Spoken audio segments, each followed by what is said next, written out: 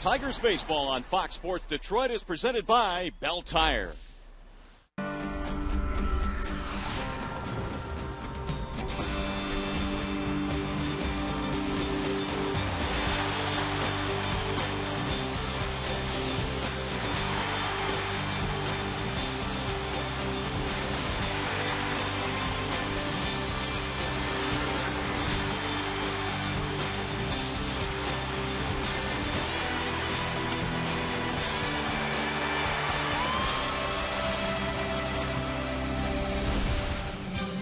As the summer weather begins to heat up, so is the race in the American League Central Division. The Tigers come into play tonight dead even with the Cleveland Indians for the top spot in the Central. And keep your eye on those Chicago White Sox. They are just 3.5 games back. It is a glorious night for baseball here in the Motor City. Welcome to Comerica Park. The Tampa Bay Rays are in town to take on your Detroit Tigers. Hi again, everyone. Welcome to Tigers Baseball. Mario and Pemba, glad to have you with us here tonight. Ron Allen will join us in a moment. You know, today, originally on the schedule, was one of those special days, an off day in the middle of the summer. But, however, because of a rainout in the month of May, the Tigers and Rays making up a game here tonight. And our pitching matchup for this one here this evening looks like this. You've got a Cobb and a Koch going at it tonight. Alex Cobb likely making his final start before Jeff Neiman comes off the disabled list. He will go for Tampa Bay. And for Phil Koch, the last time he faced these Rays, he twisted his ankle, went to the disabled list. He'll try and get back on track here tonight with a record of 1 win and 6 defeats. Great to have you for baseball tonight. Beautiful night for baseball here in the Motor City. Stay with us. First pitch lineups coming up. In the meantime, we go back to the Call Sam studio now. Here's Mickey York.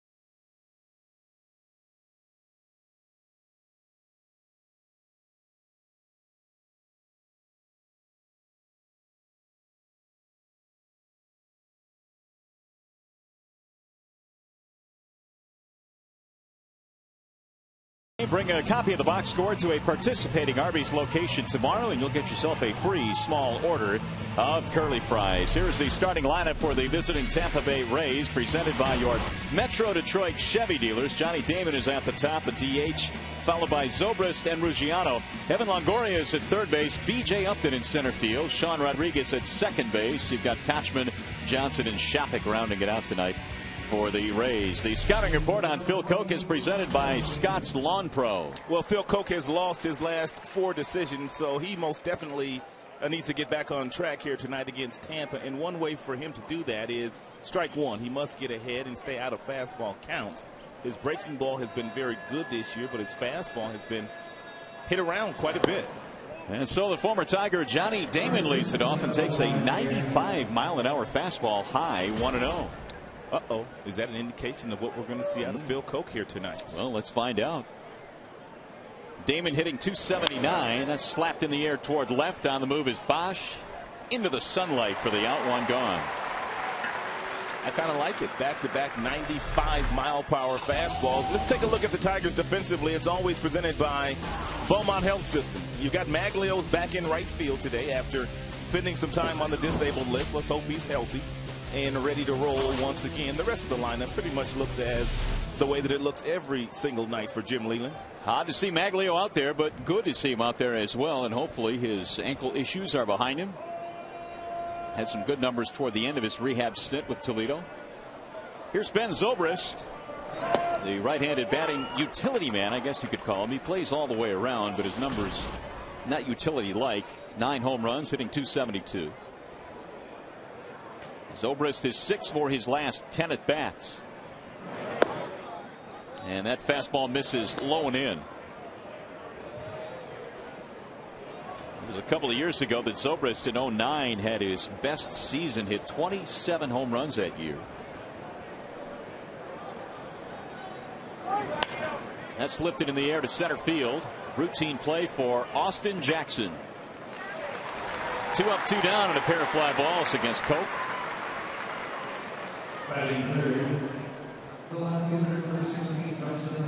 So here is Justin Ruggiano batting in the 3 spot.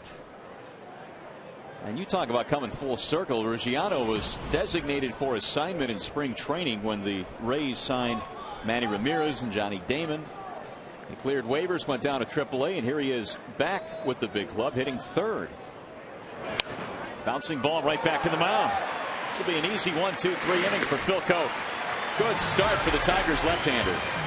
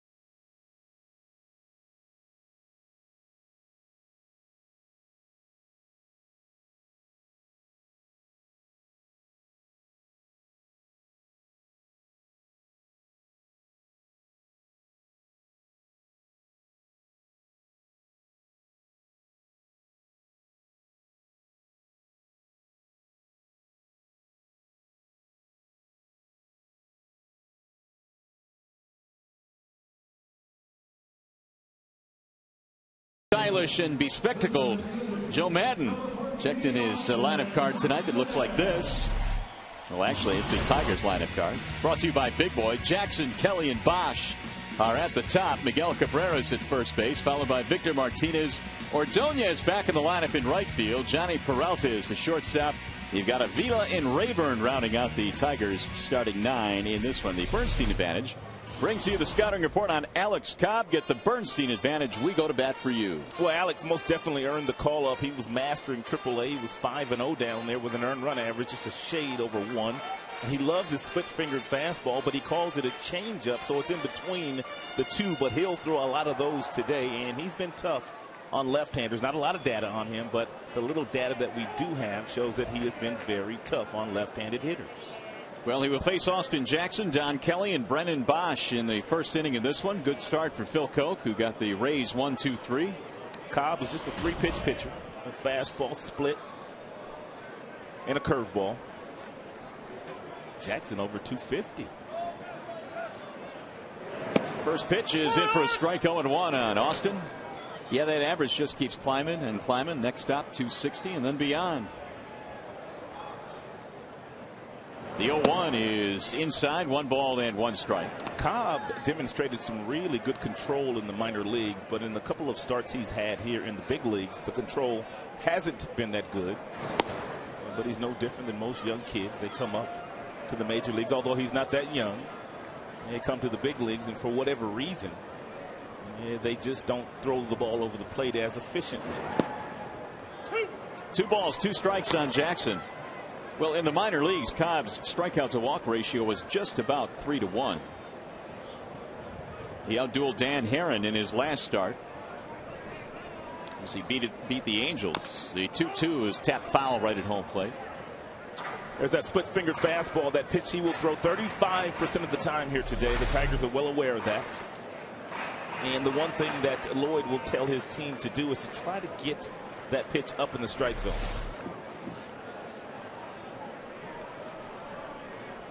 Jackson on the homestand, 5 for 15. Fouls that one straight back. Austin has started to turn it on now. 302 over his last 40 games. It's been a bit of a slow process, but bit by bit he really has started to come on, and over his last 10 the numbers are even better. Again, the 2-2. Just got a piece of it to stay alive. The first time Cobb was in the majors this year, he was tipping his pitches. And you can see once he gets into his position on the rubber how he spread the glove as wide as he can spread the glove with his fingers. When he was up the first time, he was not doing so. Therefore, the opposing teams kind of knew when he was reaching in there to get that forkball, but now he's got it spread as far as possible. Again, the 2-2. And it's rolled toward the shortstop on the charge. Elliott Johnson. And he is safe at first base. Jackson, an infield single. It's the second infield single that Jackson's got in the last couple of days.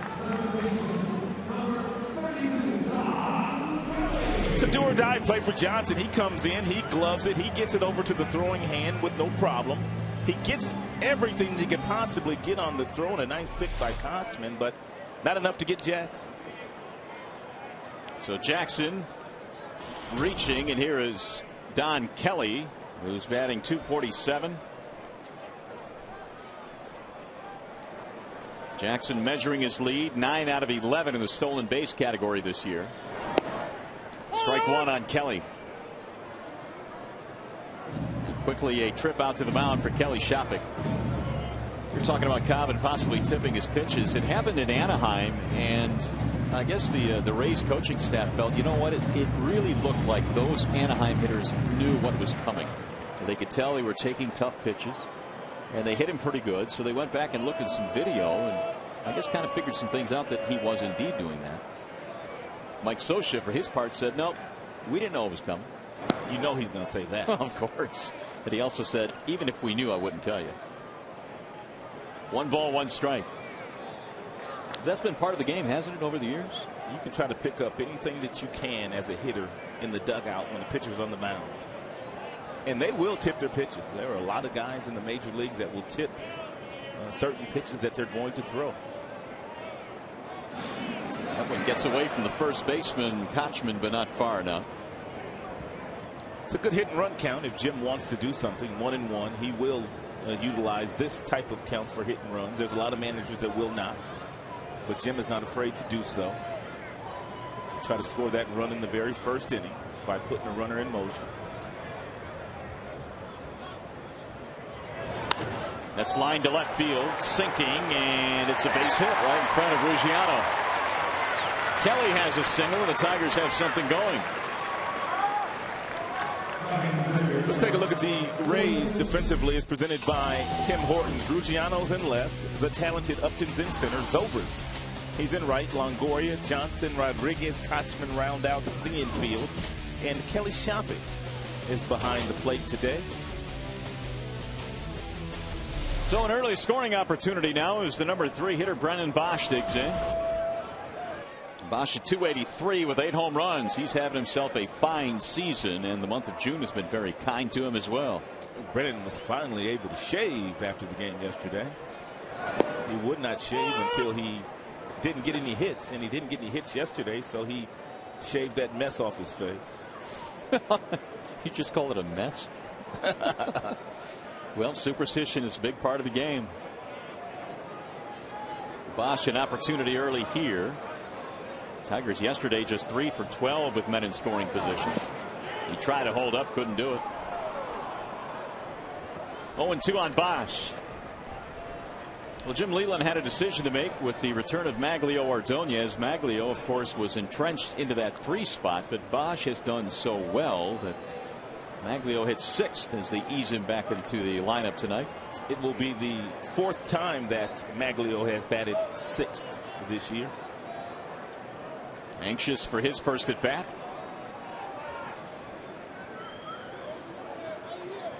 And the 0-2. Swing and a miss. Down he goes. First strikeout of the ball game for Cobb. 1 out. That'll bring up Cabrera.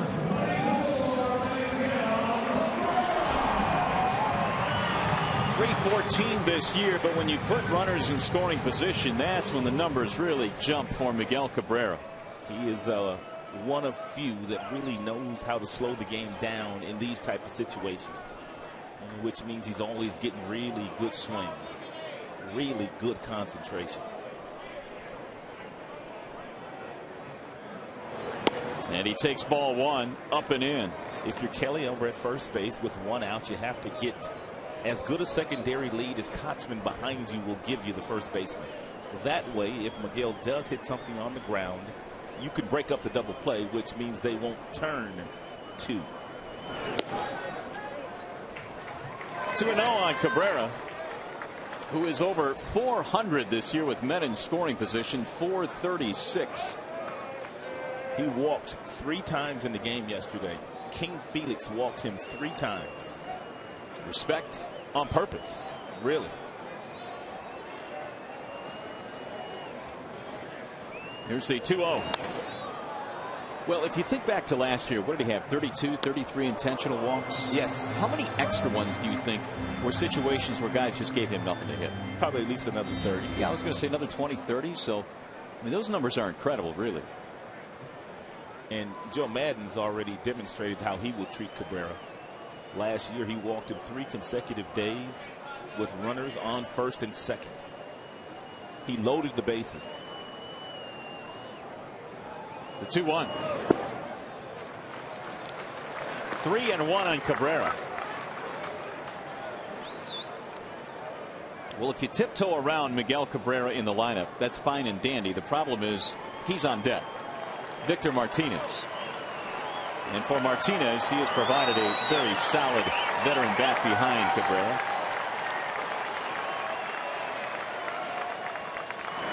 Outside, he lost him. There's ball 4. There's a bases loaded situation. Another walk for Cabrera, his 50th of the year. And uh-oh time early on here for Tampa Bay. Here comes Martinez.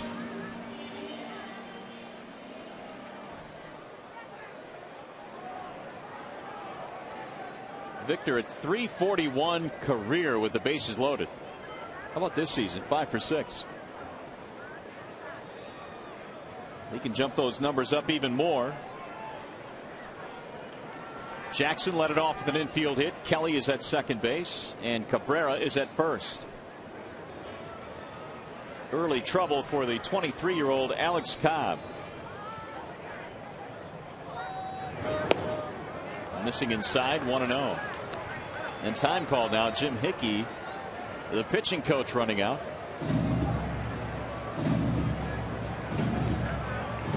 Not exactly the position they wanted the youngster to be in here in the very first inning.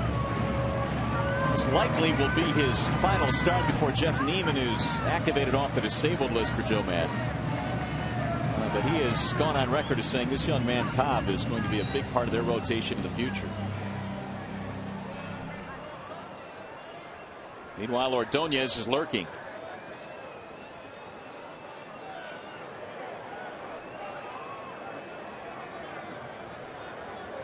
One ball, no strikes on Victor Martinez.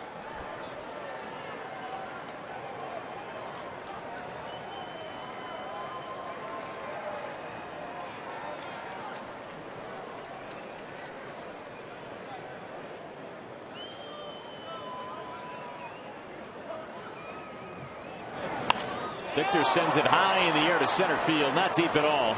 Upton is under it. Runner is tagging. Here comes the throw to the plate. Jackson tries to score, and he is out at home plate. What a throw by B.J. Upton. Upton possesses one of the better center field arms in the league, and there it was on display. A double play ends the inning.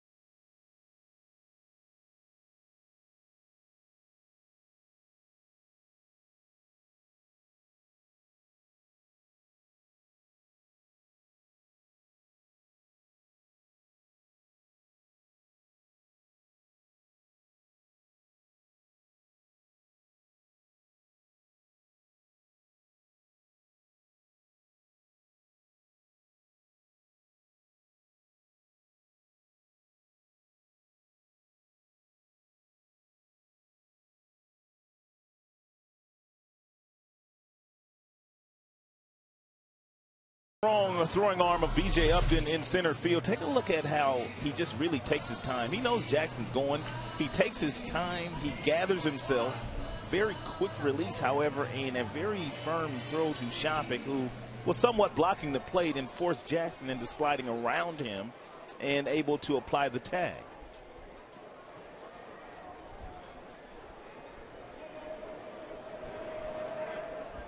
There's been no center fielder that has thrown out more or has more assists than Upton since the beginning of the 2007 season.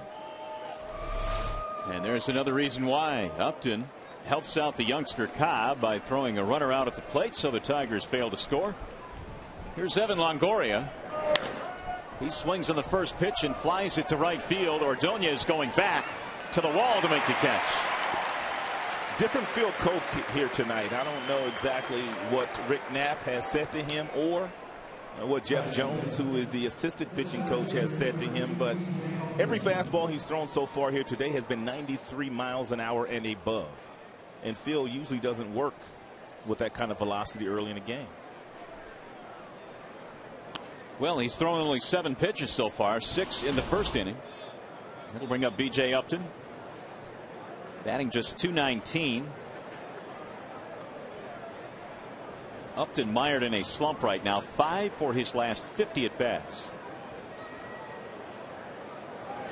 But as we saw in the first inning, he can help change a game around with his glove and his arm. He's an exciting player.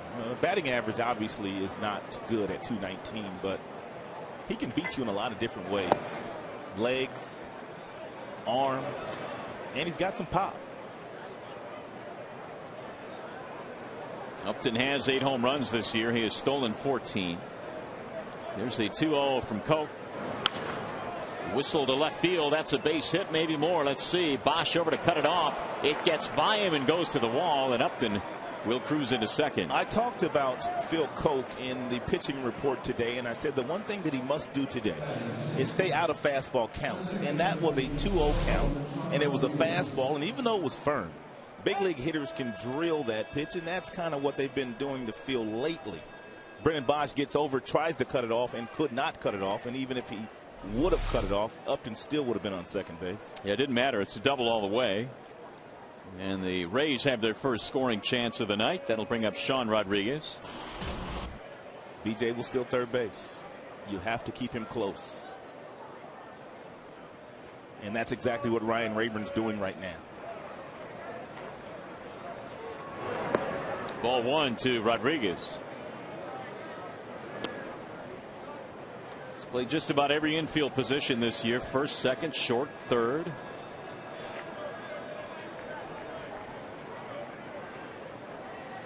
He's had a couple of home runs. He's knocked in 11. In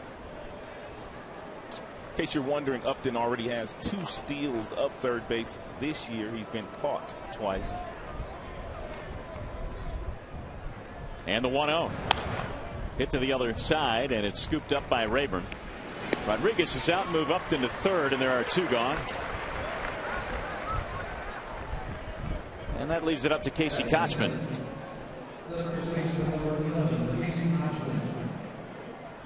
Kochman this year has really been swinging the bat. Very solid numbers, hitting .342. In fact, he's 5 for his last 10. The former first-round pick of the Angels years back, but he is a Florida native and playing in Tampa these days.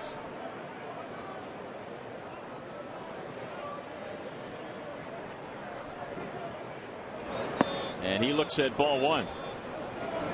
Phil Koch has done his best work this year against left-handed batters. Their batting average just over the Mendoza line. That would be 200.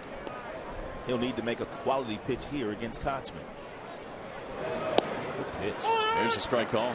That's Bender. By the way, speaking of Mendoza, that of course is named after Mario Mendoza, the infielder used to play in the big leagues. Yeah. He was in the Angels organization when I was there as a minor league instructor. He absolutely hates the term Mendoza line. You know what? I read some comments from him earlier this year. He said that there are a lot of guys that are batting under 200 now. He said they may have to rename that. He said that. He said that. You know what? Because there's a lot of guys off to really slow starts this year. And really good players. Yes, and he said they may have to rename that batting average of 200. Trying to get Mario off the hook. Upton is at third base with 2 outs. We're in the second, no score. I played with Mario Mendoza in Mexico in Hermosillo a couple of years, a couple of winters. And if you ever watched him field, you could see how he could hit 200. Really? Oh, could he field? That's down low, and the count goes to 2-2. He was a wizard with the glove. Speaking of wizard with the glove, Kochman is known as a wizard at first base defensively. This guy can really pick it. In fact, has had one of the top fielding percentages among first basemen now for 3 years running. Well, it's one of the reasons why the Rays come in with one of the top fielding percentages in the American League, tied with a couple of other clubs. Kochman on the other side is fielding and picking everything that may be a bad throw from short or from third.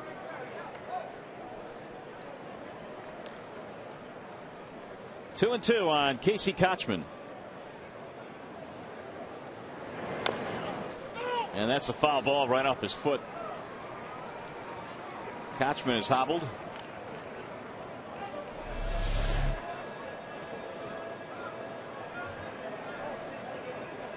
Barely got him. Did it? A little bit of an acting job there. The ball did look like it changed directions after it was hit, but boy, that replay seemed to think that if it got him, it barely got him. 2-2. Koch is allowed a double here in the second, but he's pitching now with 2 outs. Driven high in the air to center field. Jackson cruising over. And that'll end the inning. No runs, 1 hit, 1 left. 1.5 in the books.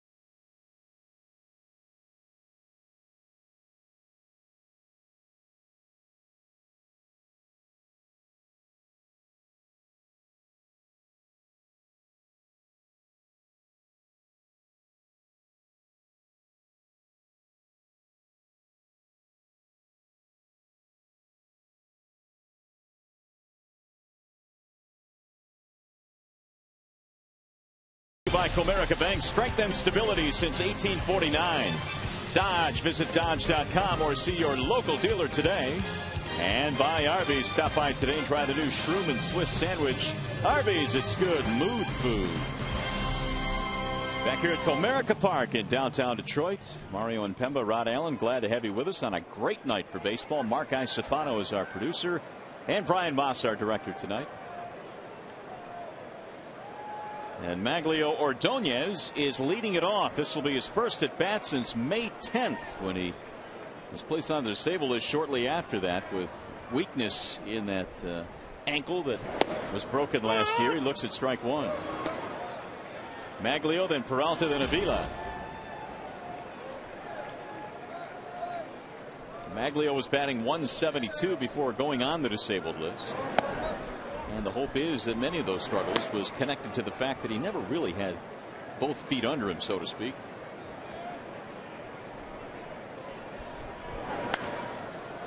Fouls that one away. 1 ball, 2 strikes. Well, it's good to have you back, partner. Did you have a great day yesterday with Brett and his high school graduation? We had a fabulous day. We had a great get-together after the graduation. And thanks to you and John Keating for holding down the fort. Lots of groceries, huh?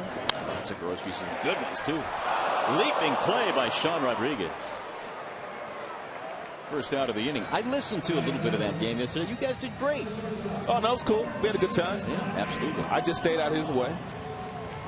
Keach was all worried and everything. I don't know why. I don't either. He's a pro. One gone for Peralta now. Oh, I see. He does one game and now he's just kind of chilling tonight. He must think he's going to come up here and get on TV again. He's sitting in the crowd with his suit on. How about that? Got good seats, too. Yes, he does. Outstanding connections. When I grow up, I want to be just like John Keating. You cannot escape the cameras. Second row. Right behind the Tiger dugout. 0-2 on Johnny Peralta. Batting .306. Good at bat by Maglio. Rodriguez made a nice play, but a good sign. Nice line drive. Good swing. Hopefully there's more of those to come. Speaking of good swings, he had a slow series the last series.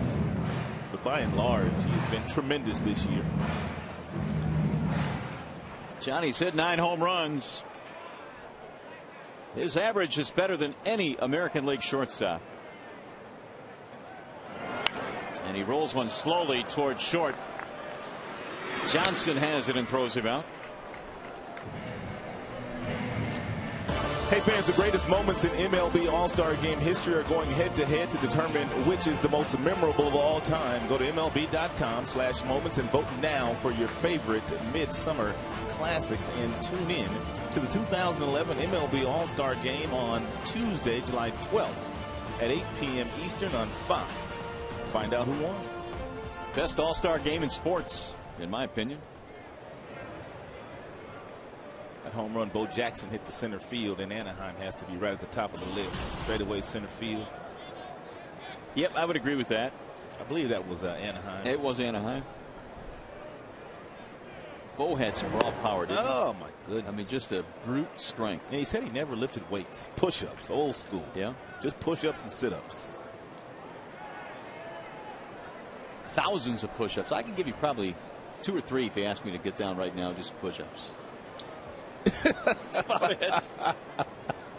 Maybe 4, maybe. There's a strike call, 1-1. Well, you just got to mix it up. You do 4, and then you go chill for a little while, eat a little ice cream. Then you go back and do 4 more. Ice cream and push-ups. Yep, those two go together. 1 ball, 1 strike on Avila. Balled inside. 2-1 on Alex. 5 for 12 on the homestand for Avila. He's been a really good extra base machine this year. He's hit a few triples as well. Here's a drive to center. And there's a base hit. He has just been zoned in all year long. Well, you look at it. Major league catchers, not just American League catchers. First in slugging percentage. They're the extra base hits we talked about. Pretty good. And I guess all of the offseason work that he put in has really come to pay off for him this year. Extremely hard worker. And it's not only the work that you do with your physical body, the weight training, the leg presses, and those kinds of things. It's going to be a tough play. Rayburn is safe. I'm talking about the mental work that Avila has also put in the offseason. What would that entail? Well, I'm just talking about the fact that he spent some time with Cabrera 4 or 5 times a week hitting, and obviously picking his brain about every aspect of the swing and hitting with men in scoring positions and how do you do it, how do you slow the game down. And then when Victor Martinez got to spring training, he kind of got in Alex's ear about a few other things. So he's learned from a couple of guys that have had a lot of success in the big leagues. Not to mention a grandfather that spent 50 years in the game. That'll help. Here's Jackson. Austin takes a ball inside. Good to see Ryan Rayburn get a hit. Rayburn came in at 200, so he gets aboard for the first time in this game. He had a couple of days off the last couple of days against Pineda and King Felix. I'm sure he wasn't complaining too much. That's fouled away, 1-1. Would you? No. Thank you. It appeared, and obviously you were here to see it, that Mr. Hernandez yesterday was awfully good. Well, they had a chance early. You know how it is. Sometimes with great pitchers, you have to get them early, and he opened the door early, and he shut it too. And he got busy after that, and they really couldn't do anything with him. He's a good pitcher. And the 1-1. 1-2 on Jackson. Well, the hope was that the Tigers got to Pineda, who was an awfully good pitcher in his own right, and maybe that they would be able to piggyback that and do some good things against Hernandez. But an awfully tall task against the reigning Cy Young winner. Seattle split town with a split. Missed it inside. You know, for a makeup game here tonight, not a bad gathering, wouldn't you say? Pretty good crowd here. Good crowd. Great weather. This game was rained out in May, and so they make it up today, which was originally scheduled as an off day. Cobb trying to pitch out of another jam here in the second. And he got him. Strike 3. Oh, Jackson thought it might have been a little bit high. Heading over. They strand 2.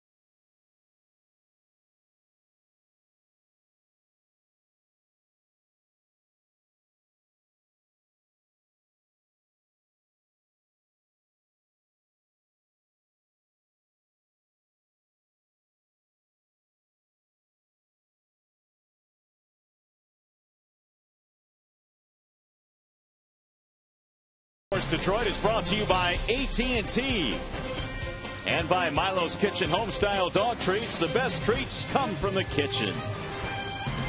By the way, you can vote for your Tigers McDonald's Player of the Game, presented by the Angus Third Pounder tonight. Using your cell phone, text Tigers followed by a space, then the player's uniform number to 37338, or you can vote online at foxsportsdetroit.com.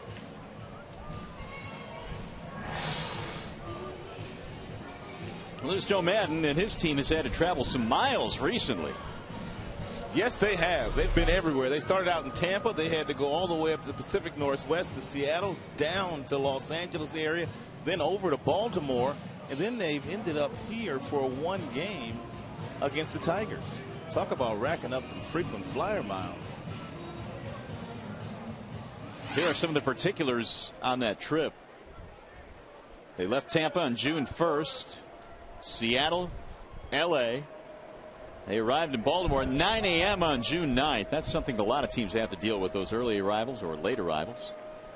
And they've had a couple of those late arrivals on this road trip. And, of course, they arrived in Detroit 9:45 last night.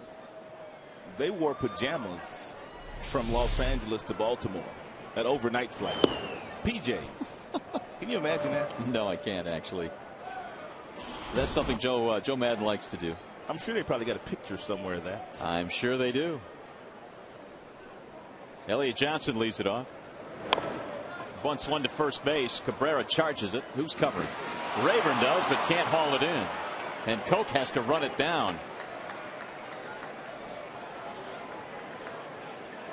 Leadoff man is on here for Tampa. It's a pretty good bunt here by Johnson. Cabrera gets over there, and then he flips to Rayburn, and Rayburn just not able to make the play. He was kind of running toward the bag, and Cabrera kind of threw it behind him, and it should go as a base hit, because I don't know who they're going to give the air to if they decide to give one. Well, I've got it down as a single, but we'll see. Shopik coming up. They are still trying to figure out what to do with that play. Regardless, it is the second base runner of the game for Tampa. Shopik batting just 174.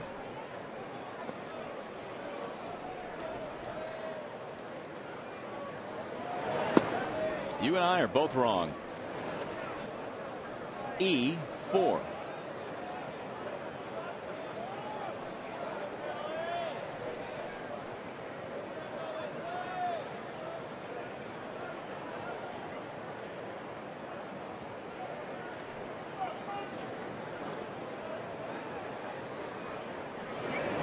Wave and a miss. 1-1 strike on Shopik. Shopik hitting only 174 this year. He has a couple of home runs. He's got real power. When he does connect, it's usually in the air.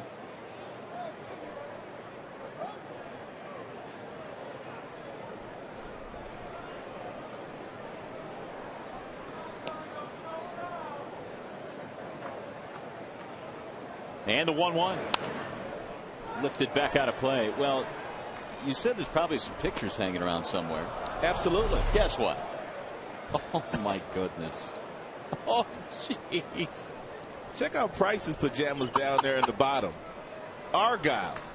Oh, sweet. How about the tie-dye on the left? Look at Joe Madden in the center there. Showing off his best side. I expected him to have a nice little velvet jacket on or something.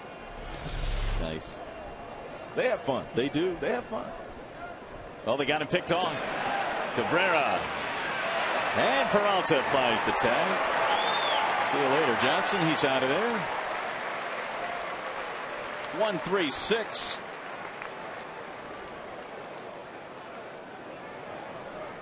It's a nice job by Koch, also by Cabrera, coming to get the ball to make sure that he gets a clear view to throw down to Peralta so he can apply the tag to Johnson.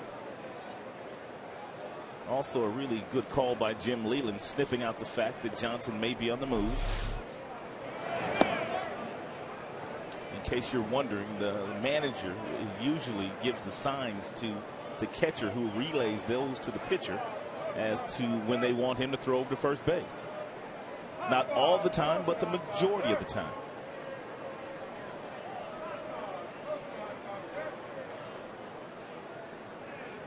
Here's the 2-2. Outside 3-2 on the number 9 hitter, Kelly Shopik, who has a couple of home runs this year. He's knocked in only 10. Johnny Damon, the leadoff man, waiting on deck.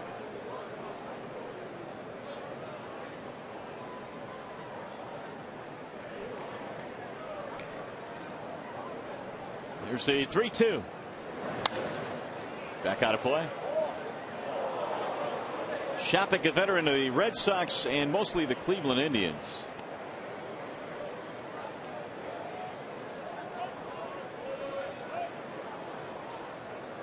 Really has never hit for high average with Tampa. We mentioned he came in at 174 in this ball game tonight. He had a breakout year a couple of years ago playing for the Cleveland Indians when Victor Martinez was lost for the majority of the year with an injury. Shopik had an outstanding season.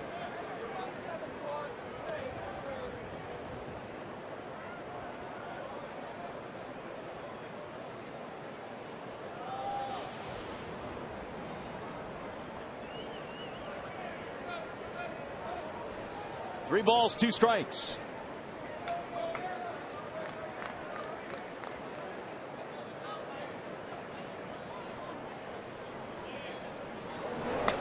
Foul straight back again. Have not seen Phil Koch throw this hard since pitching out of the bullpen, and then he didn't touch 95 all that often, but today, a different Phil Koch. A lot more aggressive with that fastball.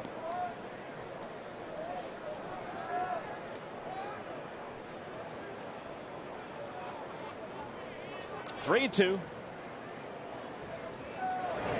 And he got him straight three. Tried to coax a walk, but John Trempane was not buying it. So we go to the studio now. Mickey York standing by with this game break. Mick.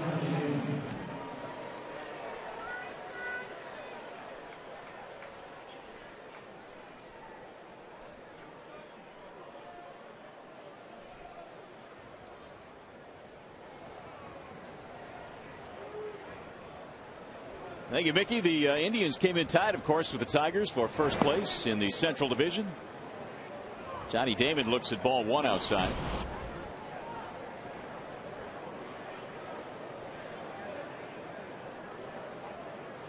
Here's the 1-0. There's a strike 1-1 on Damon to fly out to start the ball game. Johnny's been on base in 37 consecutive games, which ties a Tampa Bay club record, franchise record. Ben Grieve did it back in 01. The 1-1. Remember Ben Grieve? I do. Well, I thought he was going to be a really good player for a long, long time. #1 draft choice of the Oakland Athletics. Rookie of the year, I believe. I think you're right. His dad, Tom Grieve, broadcaster for the Texas Rangers. 2-2 on Damon.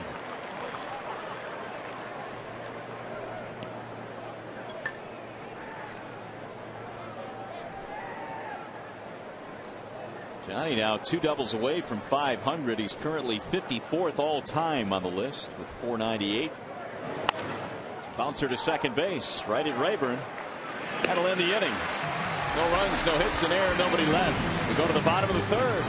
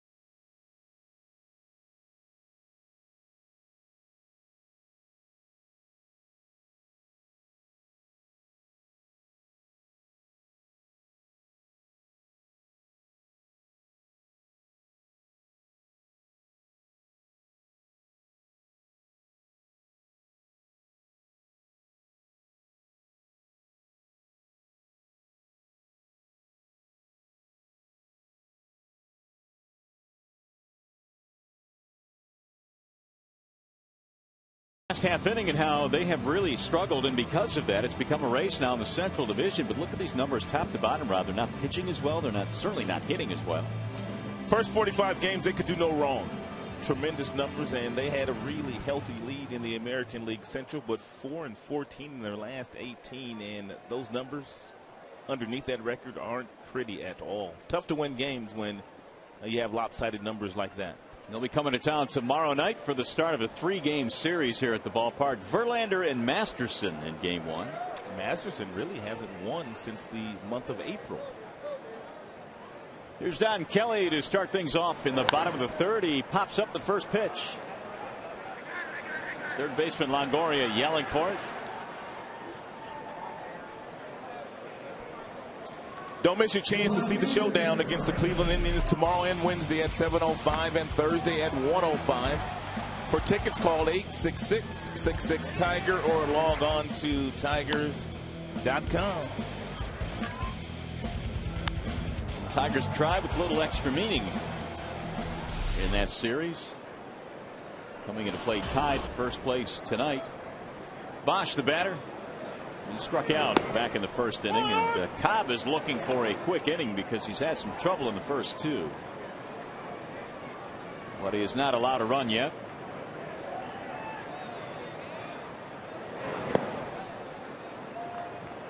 Cobb is a Florida kid, went to high school at Vero Beach High School, and then was going to attend Clemson University to play baseball, but Tampa came around with some money after the draft, and they signed him instead.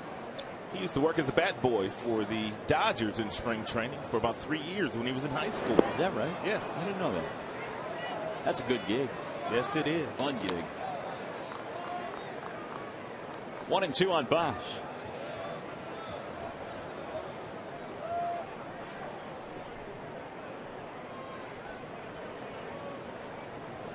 Bosch came in at .409 in his last 10 games. And he looks at a ball outside, 2-2. Brennan Bosch getting a steady diet of that split-fingered fastball that Cobb throws 35% of the time. Throws it to more left-handers than he does right-handers as well. That one was a real good one to hit there for Brennan. Kind of stayed up there a long time. Didn't really have a lot of bite to it.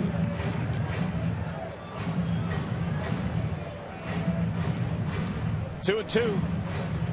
Alex Cobb, only 23. He hails from Boston, Massachusetts. That's where he was born. Went to high school at Vero.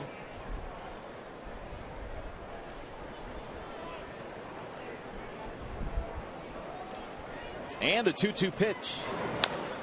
Chopper to the second baseman. Sean Rodriguez has it there. 2 gone. Time now for the Farmers Insurance report card tonight. And without question, they've turned it up since May 3rd. Tigers have 23 of the last 36 games. Second highest winning percentage among AL teams. They've won 23 of 36. Only Boston has a higher winning percentage, and because of that, you see the Tigers are climbing in the standings. Don't look now, but Chicago's coming too. Yep, they are. We kind of expected that, though, didn't we? Yes. Cabrera batting with the bases empty. He walked in the first. Rolled foul, third base side.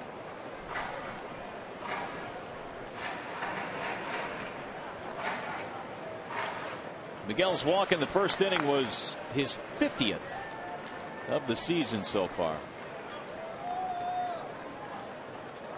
So he's well on his way to 100 walks. The 1-1.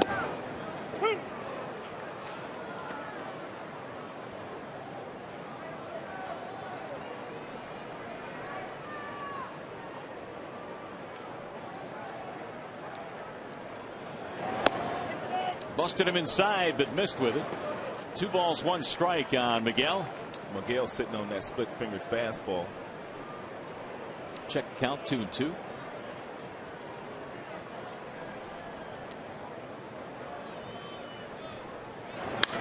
Driven to center field. This is going to be over Upton's head. All the way to the wall it goes. Cabrera hits the bag at second. He'll stop there with a double. He was sitting on it. He got it. And he drilled it in Upton, playing very shallow in center field no matter who the hitter is. BJ may have tremendous speed to go back and get balls, but not that one. It's one of the things that I talk about Cabrera quite often, the fact that he will go up there and sit on a particular pitch, and when he gets that pitch that he's looking for, he does not miss it. I could tell that he was sitting on that split-fingered fastball by the way he was taking the fastballs that Cobb was throwing. Not that Upton should have caught that ball, but he plays a shallow center field. He still is. He still is. He does play very shallow. He can go back and get a ball too now. Well, here's Martinez with 2 outs. So the Tigers get another extra base hit to extend their streak. Every game so far this year. Ball 1 outside to Victor. The only team in the major leagues that has had at least 1 extra base hit in every single game.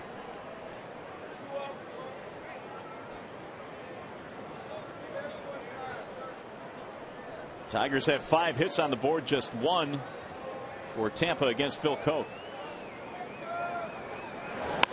Ground ball right side. Off to cut it off is Rodriguez. 2 is left to throw him out. And the side retired. Tigers stranded, 2 out double, 3 in the books. Still no score.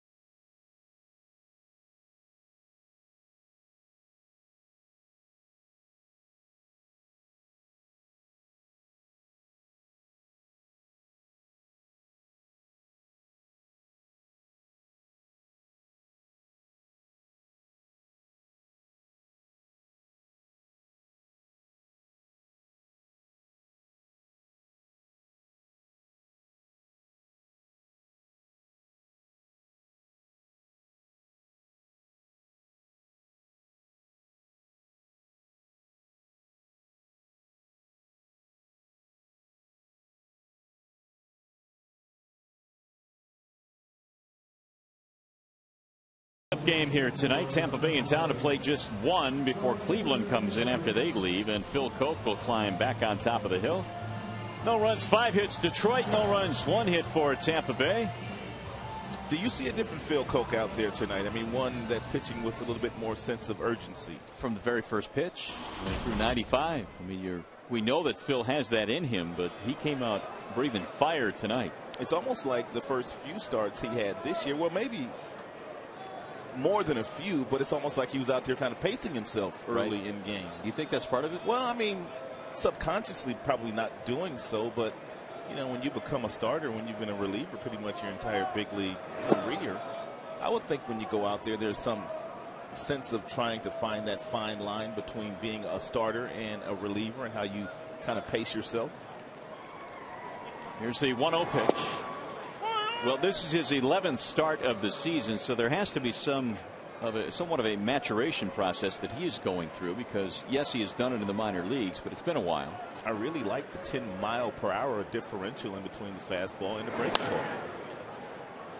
Fastball anywhere from 92 to 95, and he's thrown some changeups and breaking balls as low as 82 miles an hour. Ben Zobrist, Justin Ruggiano, and then Evan Longoria here in the Tampa Bay 4th. Here's the 1-2. Wouldn't chase it high. 2 balls, 2 strikes on Zobrist. Ben fly to center field his first time up. Came in at 386 in the month of June. Back out of play. 2-2 the count stays.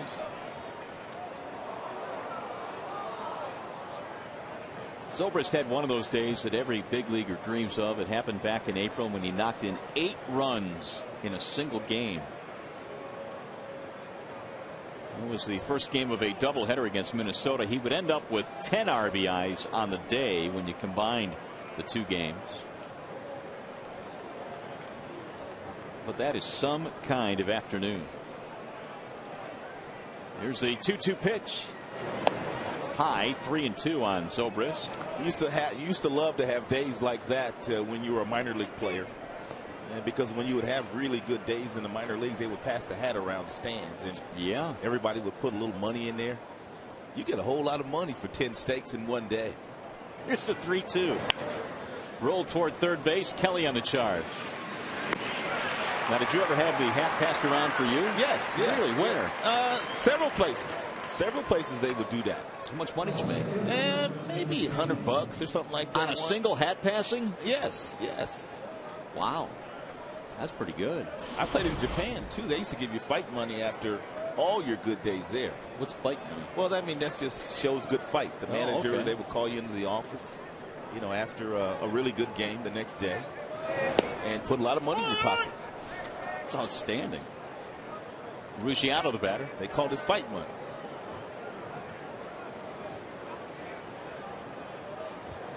He bounced out back to the mound his first time up. Ball inside, 1-1.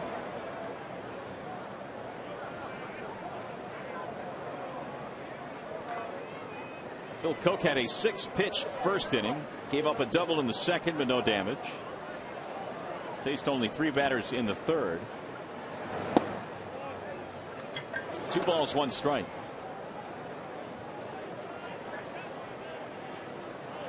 I had visions of fight money being the money they gave you after you chased a pitcher to the center field wall. That's what I thought fight money was.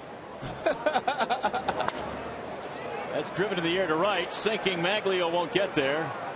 This might be extra bases, and it will. Ruggiano is in with a double. 1 out, 2 base hit. Here was our AT&T trivia question. And it has to deal with Mr. Longoria, who's stepping in. Longoria has 3 consecutive 20-homer, 30-double seasons to begin his career. Name the 3 players with longer streaks. And we'll give you a hint. He's in pretty tall company. Those are streaks to begin their careers, that is. Some big-time names on that list. I can only imagine. Here is Longoria.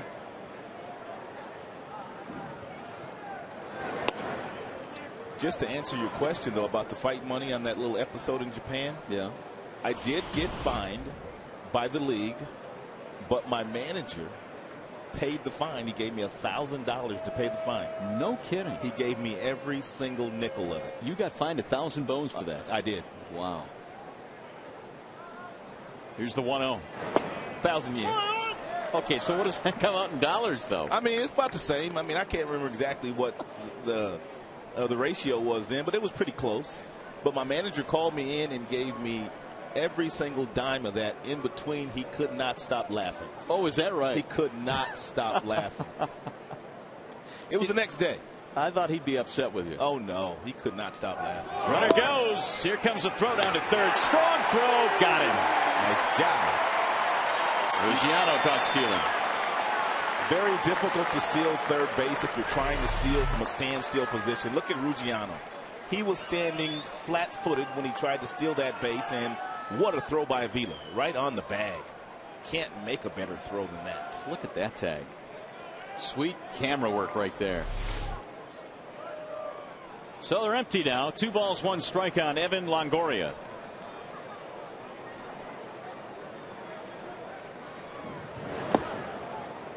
Make it 3-1.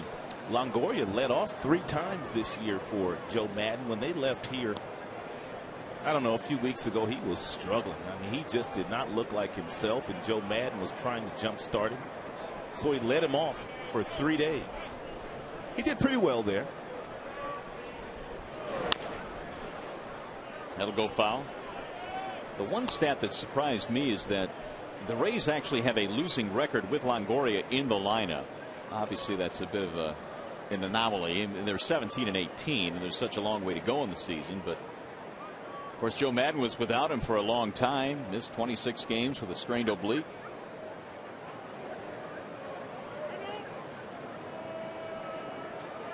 Three and two on Longoria.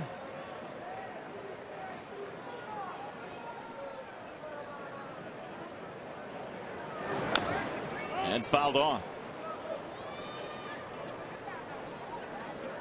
Here's how sometimes circumstance can change your course. Longoria played a year of junior college ball. He then transferred to Long Beach State. He was a shortstop in junior college. When he got to Long Beach, Troy Tulowitzki was there. Yeah, you can't play short here, son. So they moved him to third. And he's been there since. That's popped up. Shallow right field. Maglio coming on. And that'll end the inning. No runs, a double, nobody left. Here comes the bottom of the fourth.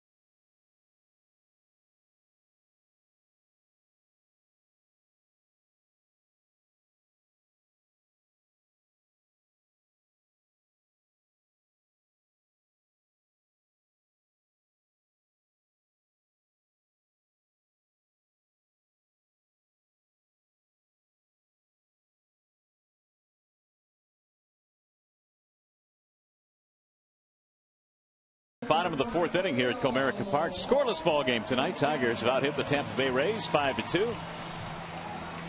Alex Avila throwing a runner out at the plate, helping out the cause. It'll be Ordonez, then Peralta and Avila here in the bottom of the fourth. Maglio had a base hit taken away and a leaping play by Sean Rodriguez his first time up. His first at bat since coming onto the disabled list.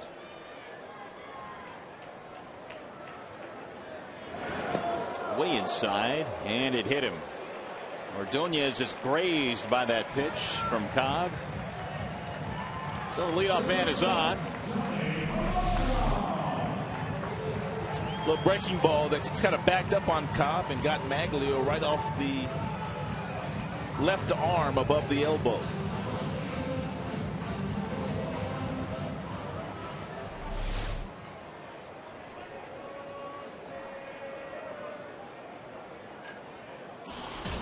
That'll bring up Peralta. It's the first batter that Cobb has hit this year. Peralta bounced out back in the second.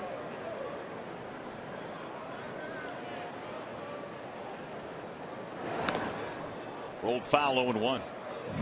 Cobb's pitch count has progressively gotten better. He threw 21 pitches in the first inning, 18 in the second inning, and then just 14 in the third. So as you see his pitch count right now at 55, it's getting better and better.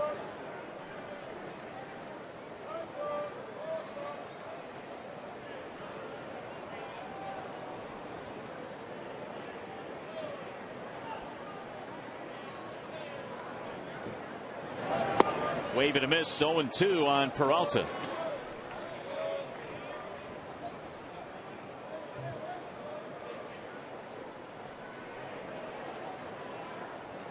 The Rays have been a really good road team. They've got the third best road record in the majors at 21-14. Last year, they had the best overall road record at 47-34, so they can play away from their home field. They'll get fouled. 0-2 on Johnny. Tigers have had at least one base runner in every inning so far. Gene Lamont makes the fan happy.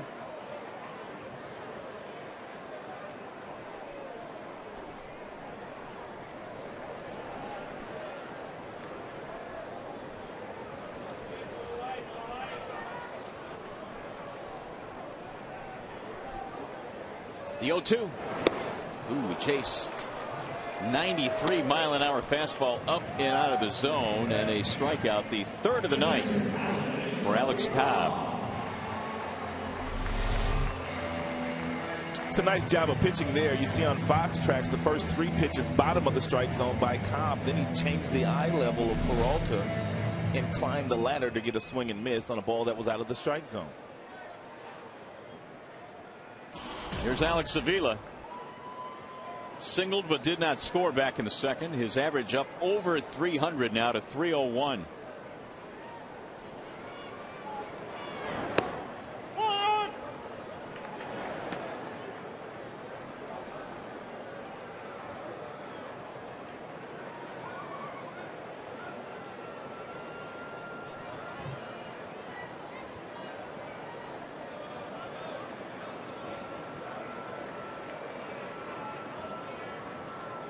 The 0-1. A little bit outside. 1 ball, 1 strike. Tigers got something going in the second off Cobb when they had a couple of 2-out singles, Avila and Rayburn, but Jackson struck out. And a 2-out double in the third, but Martinez grounded out. Maglio hit by a pitch to start this inning. He's at first base.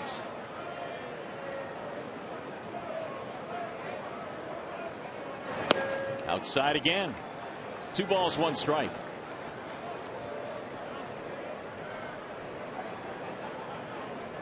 Cobb's numbers at AAA this year were just really kind of unbelievable. They were 5-0, 1.14 ERA at Durham. 50 strikeouts and 10 walks. So really across the board, they were pretty eye-popping. Avila's going to get a real good swing here if Cobb throws this ball over the plate. He didn't. Shopik runs it down. 3-1.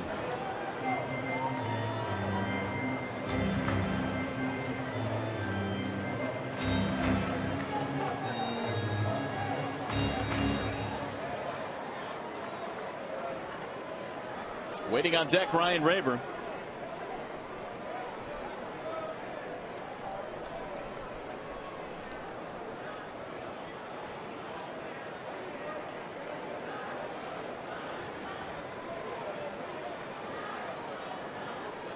The 3-1 pitch.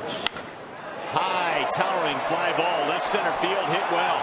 Ruggiano going back to the track, to the wall to make the catch. He just missed that.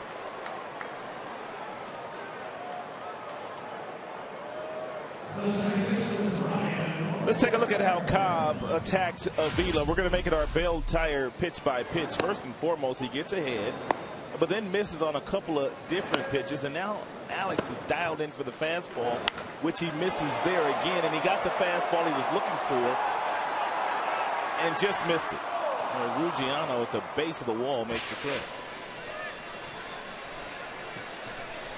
So 2 gone. That'll bring up Ryan Rayburn. Everything that Avila's hitting these days is just hit hard, even the outs. That thing had a loud bang off the bat. Rayburn had a single back in the second. Tigers have 5 hits tonight. The Rays have 2.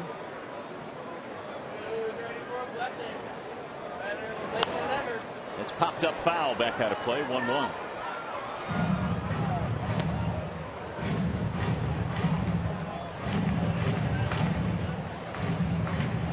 Rayburn getting most of the reps at second base. Of course, the Tigers still waiting on Carlos Guillen, who is doing some baseball activities. He's been at the ballpark taking ground balls and swinging the bat as well.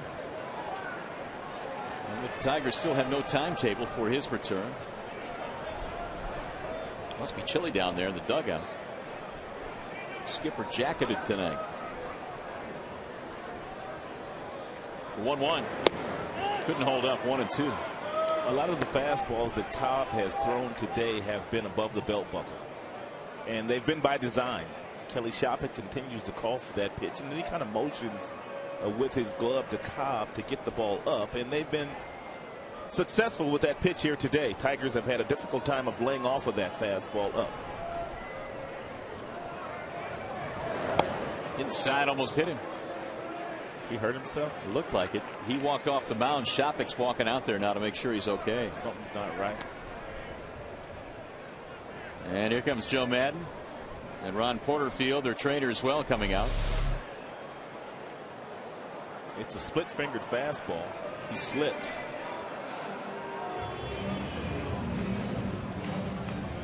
And a bit of a grimace on his face as well.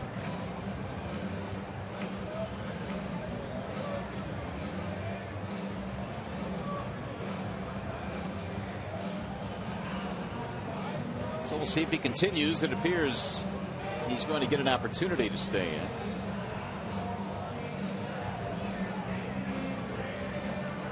Tweaked his back, maybe?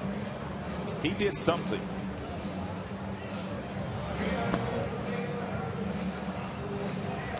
I'm all right. He'll stay in the game.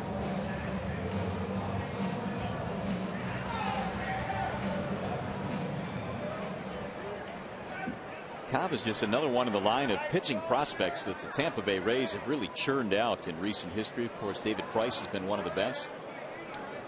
Not many minor league organizations have as much success or have had as much success as the Tampa Bay Rays have the last few years with their draft choices. 2-2. He went around. Strike three. Rayburn is out of there, and the inning is over. 4 strikeouts now for Alex Cobb.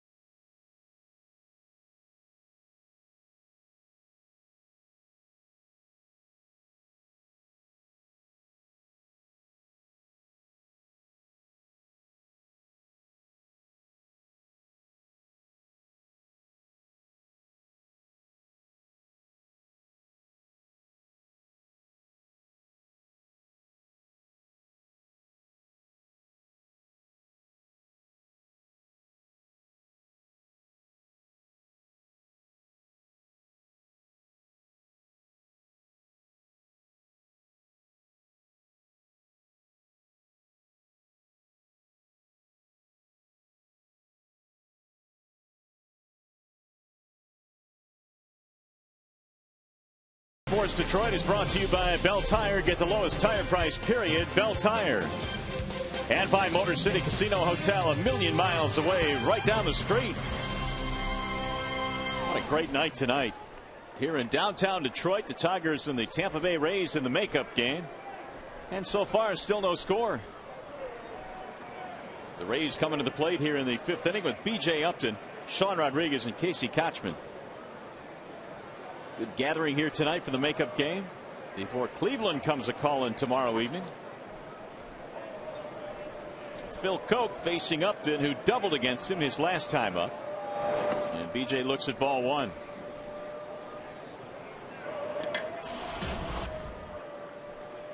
Upton has made an impression tonight with a double. He's also thrown a runner out at the plate. Tigers try to get a run in the very first inning. He threw out Jackson. Fly ball, center field, right at Austin. 1 out. Upton 1 for 2. Meanwhile, Phil Cope cruising along pretty good here tonight. He looks outstanding. Good firm fastball, nice changeup. Breaking ball's been good. For the most part, he stayed out of fastball friendly counts.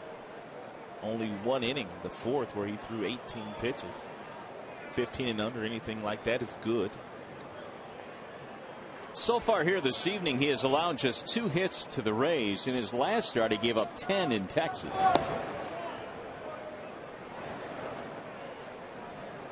1-0 to Rodriguez. 6 runs, 4 of those earned in his last start.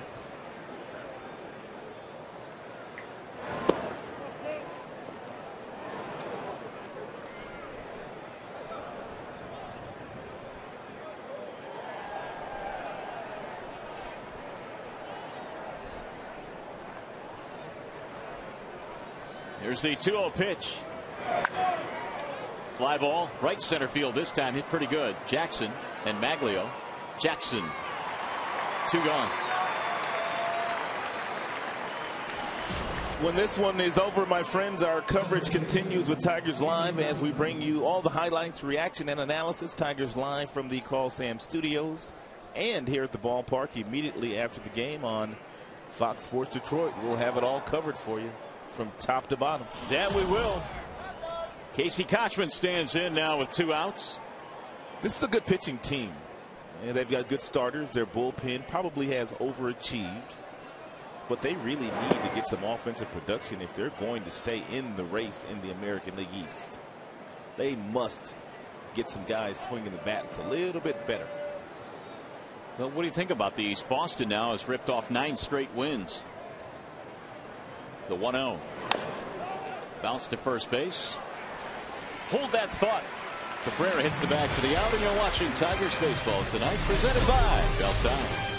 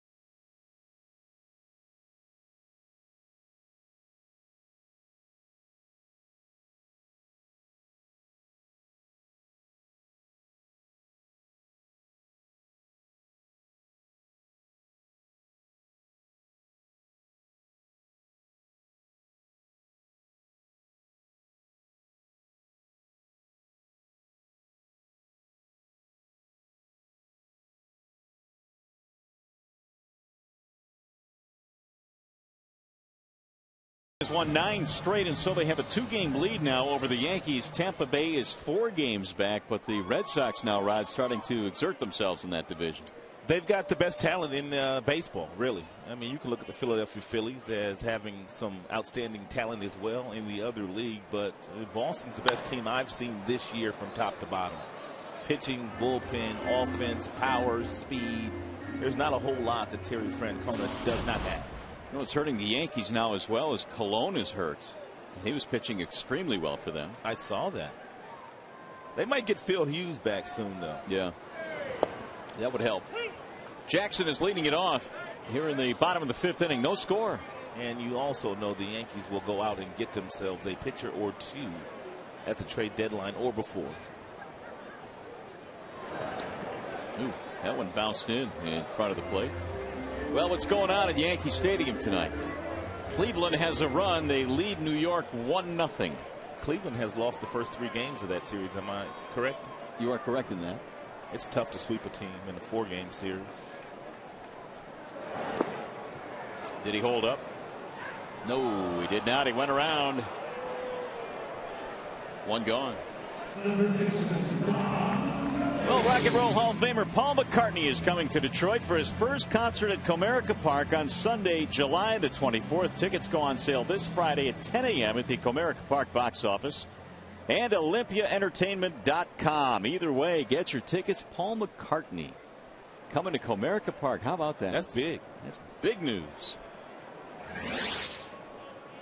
Here's Don Kelly. They always have those concerts. Well, I guess they have to have them that way, but we're never around. Nope.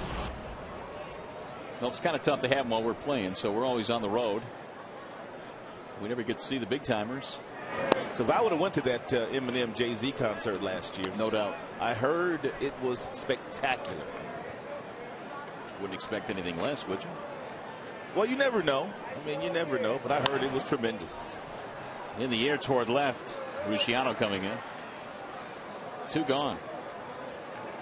Kid Rock is playing a couple of nights here at Comerica Park. Now McCartney's been announced today, so the big timer is coming to Comerica. Here comes Bosch. Strikeout and ground out for Brennan tonight.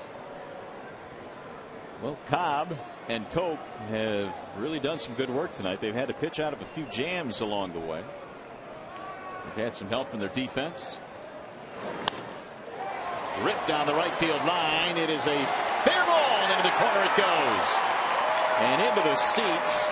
Bosch will have himself a double. And that guy is about as excited as you could possibly be. 2-base hit. That's a little breaking ball there, flipped up there at 77 miles per hour by Cobb and drilled by Brennan Bosch. Look at the umpire. Ooh. But he's right, though. It got just a little bit of that chalk. Got some chalk. Just enough. How about Clory Blazer? He was all over that. That's beautiful. Now can the Tigers get this double home? Ball 1. 6 Detroit hits. Cabrera has the double. He's back in the 3rd. He's also walked.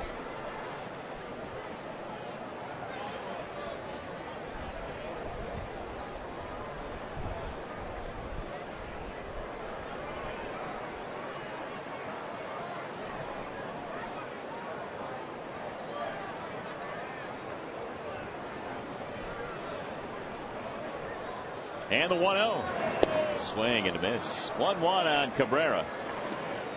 Again, Miguel in these situations over 400 men in scoring position. He's been among the best in the American League this year.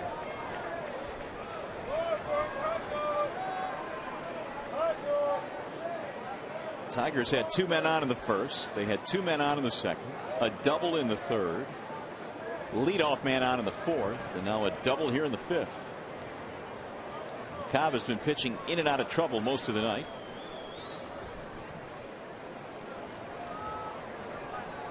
The 1-1. Remember the first concert you went to?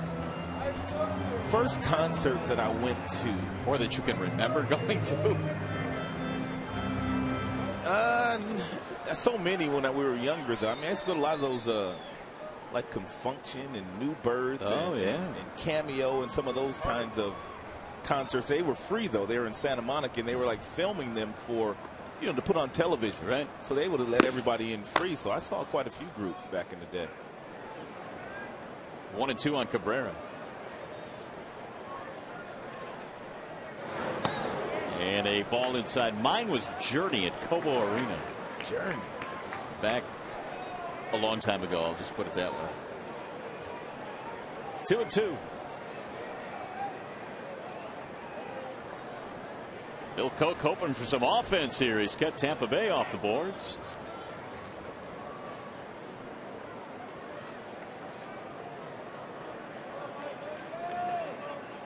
The 2-2 pitch. Low, 3 balls, 2 strikes.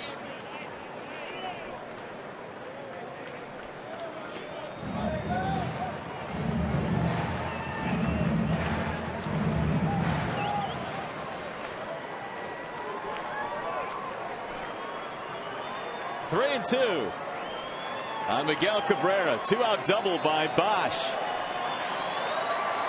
Crowd starting to make some noise now. Martinez on deck.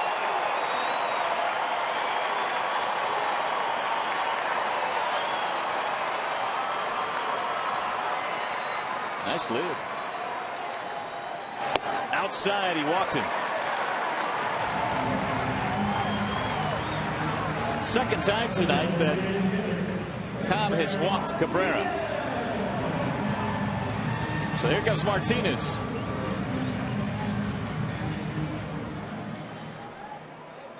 How you doing? There's a couple of cuties. Here's Martinez. Here's what Victor Martinez has done following a walk this year to Cabrera. 447. I'd say that he is doing exactly what the Tigers thought he would do when they made the decision. And before last year was over, they had to find a bat to hit behind Miguel. Bouncing ball back up the middle into center field. Bosch coming around. He'll score. And Martinez gets it done again. A 2-out RBI single. You can raise those numbers we just showed you. He doesn't panic in these situations. He kind of knows that opposing teams are going to pitch around Cabrera because Cabrera is just so dangerous.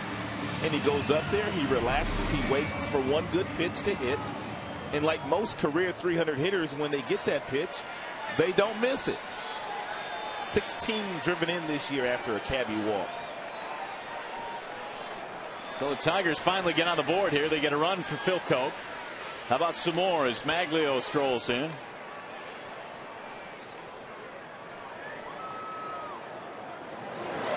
And he lines one to third and caught by Longoria. Maglio's hit 2 bullets today. And nothing to show for it. Tigers take the lead, though. We go to the 6th.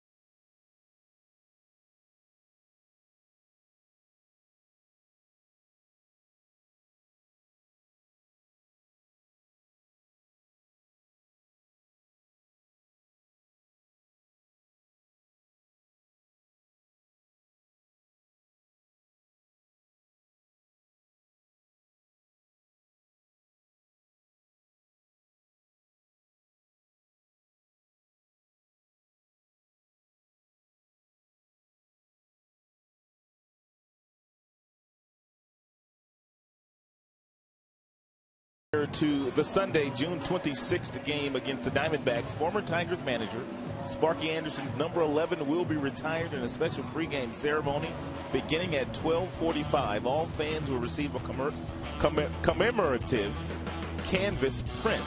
For tickets, call 866-66-TIGER or visit tigers.com. That is going to be one special afternoon. Yeah, I can't wait for that. And certainly we'll be honoring one of the great Tigers, Sparky Anderson. And of course, we'll have all the coverage right here for you on Fox Sports Detroit. And the number 11 patches being worn this year by all Tigers. Well, Phil Koch has a 1-0 lead. Elliott Johnson will lead it off for the Tampa Bay Rays. 1 run, 7 hits for Detroit tonight. First pitch inside to Johnson. Shopik to follow, and then Johnny Damon. Johnson reaching on an error back in the third. Ball high, 2-0. Koch had a 1-2-3 fifth, couple of fly balls and a ground out.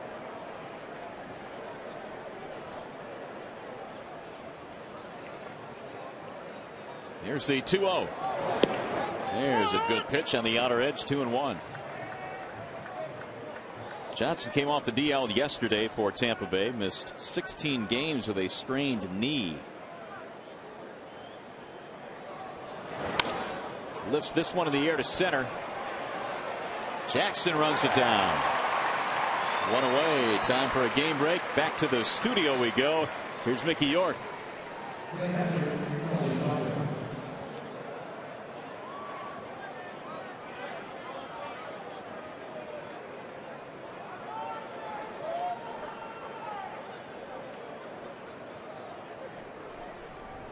Mickey, thank you. We'll keep our eyes on that game.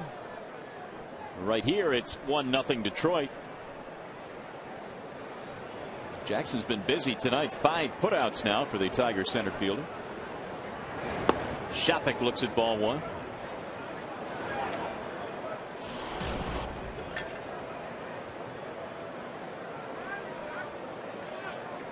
Awfully comforting in this ballpark as a pitcher to know that anything in the air to center field, more than likely, if it stays in the yard, will be caught. There's a strike, 1-1. He's got range out there. And he's got a lot of range to his left and to his right. Covers a lot of real estate. And there's a lot of it out there. 420.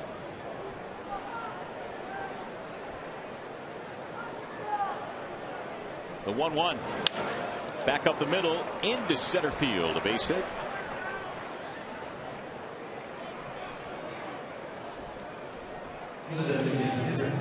Phil Koch came out with a lot of aggression today and a lot of sense of urgency. 95. He's thrown quite a few fastballs at that velocity. He's gone as low as 78 and just about everything in between. Those readings are courtesy of Comcast. Here's Johnny Damon.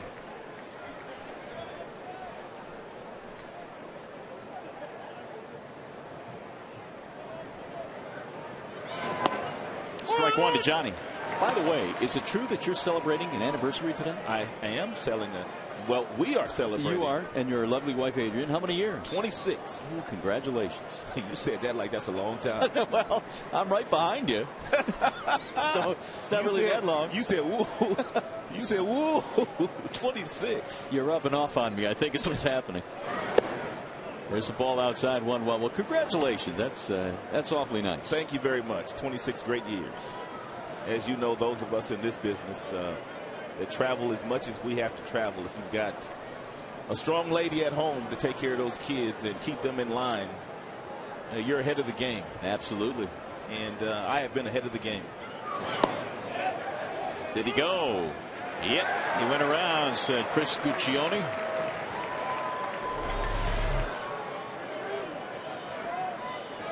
Ooh.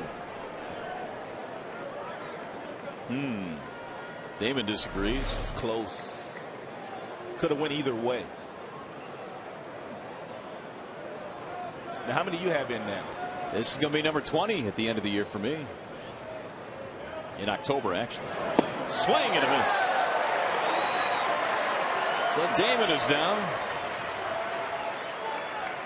Phil Koch's dealing today. Nice little bender. He makes sure he gets it away from Damon. He changes speeds with it. He's thrown his breaking ball at quite a few different speeds here today. Foxmo gives you a really good look at it. Second strikeout of the game for Koch. Here's Zobrist.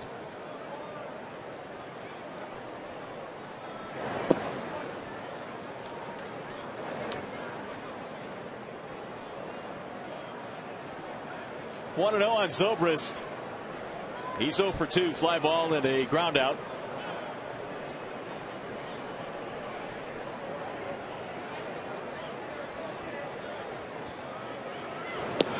There's a strike on the outer edge, 1-1.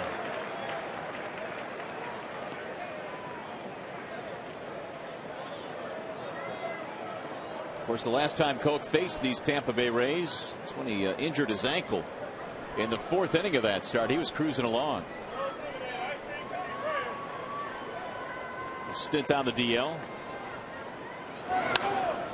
Fly ball foul down the right field line. 1 ball and 2 strikes. Shopik retreating.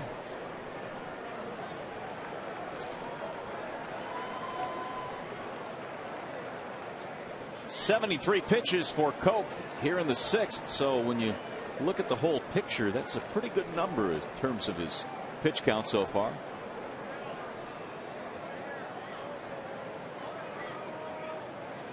And he's trying to take care of Zobrist here to end the inning. And it looks like he will. In the shallow center field. Peralta is back to make the play. Inning over. No runs and a hit. 1 left. Here comes the bottom of the 6th.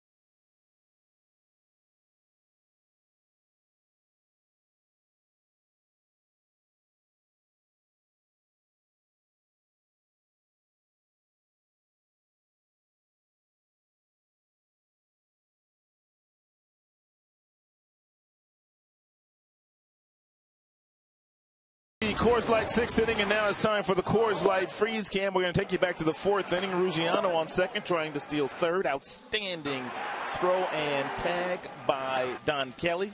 Avila made the toss down to third base.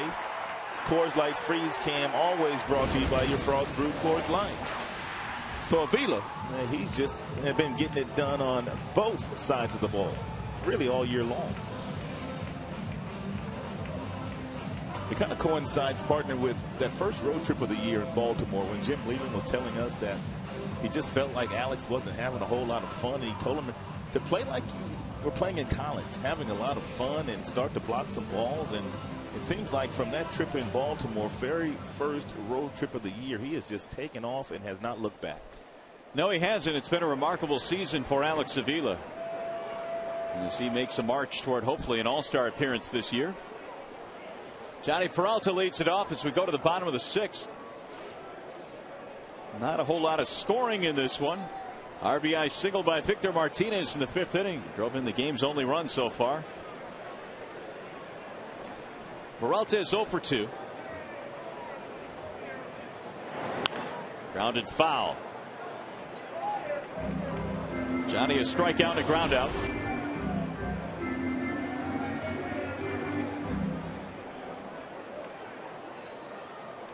.303 batting average for Peralta.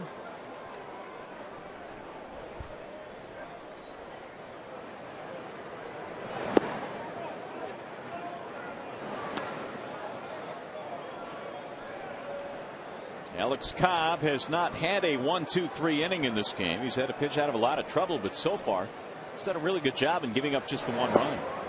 Waving a miss, 1-2.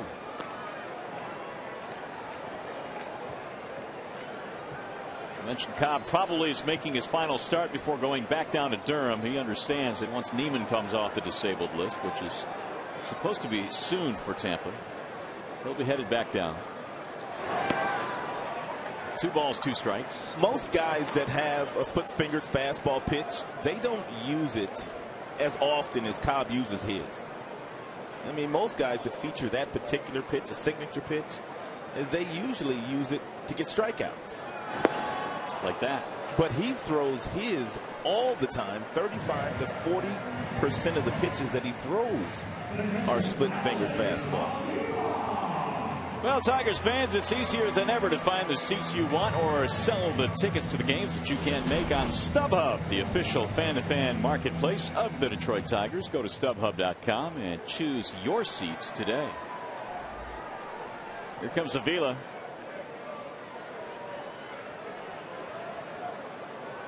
Six strikeouts for Cobb. He's gotten Peralta twice. By the way, Avila, we're talking about All-Star, right now is third in the voting, more than 600,000 votes behind Russell Martin and Joe Mauer. And then Avila third. Mauer's on the disabled list. Yeah, so again, I mean, we go through this every year, but guys that even either haven't played or are having tough years because of past history garner a lot of votes. The 0-1. I read something, though, that said that Mauer is due to come back shortly. He's caught a couple of games in a row, wherever he's at. And I think they're going to move him one more step, a little higher, and then he'll be coming back to the big leagues. Meanwhile, the Twins have had a little bit of a resurgence, haven't they? Yes, they have. The 1-1. 1-2 on Alex. That pitch must be a good one, because he is getting lots of swings and misses on it. Here it is. It's like his changeup. Doesn't have a changeup. Apparently this is the pitch that he could master and to be his secondary pitch. We were talking about that a couple of days ago with Michael Pineda, the youngster of the Seattle Mariners. Basically fastball slider right now. He hasn't mastered a changeup yet, and they're reluctant in giving him a split-fingered fastball. 2-2.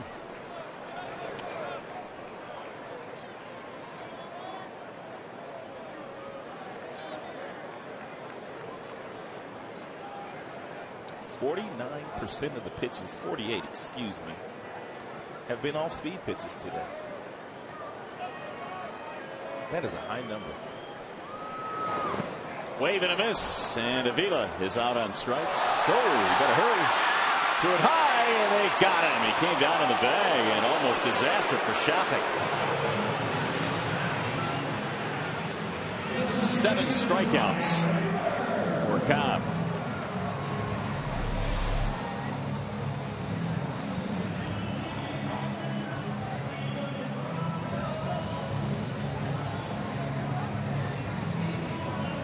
And he almost threw it away. He threw flat-footed. Cox be able to climb the ladder, get back down on the bag. Here's Ryan Rayburn. This may be a better question for a pitcher or pitching coach, but I'll ask you, do you think it's easier to master a changeup or a split finger pitch? What would you think? I would say it's probably easier to throw a changeup. I would think it would be that way. And the reason I say that is there are a lot of guys that are at this level that do not have the kind of length in their fingers to throw a split finger fastball. I mean, you got to have some long fingers to really get the ball in between those fingers and spread them out, and then be able to get on top of that ball so you can get that tumbling action. Fastball high, 2-1 on Rayburn. That's why you don't see many guys throw in the split fingered fastball.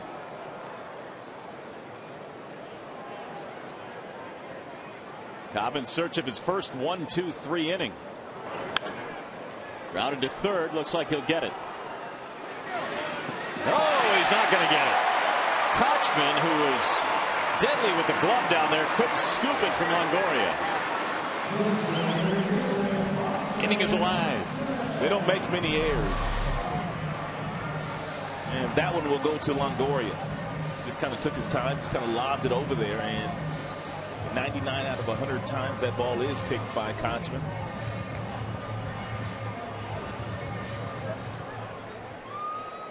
Longoria may have had too much time there.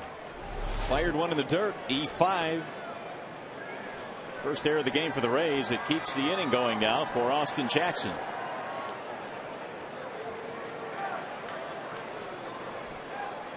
Here comes that splitter. It's almost like if you really pay close attention to his wrist in his glove, you could almost kind of see it spiked up in the air, so to speak. And when he grabs it to get that pitch.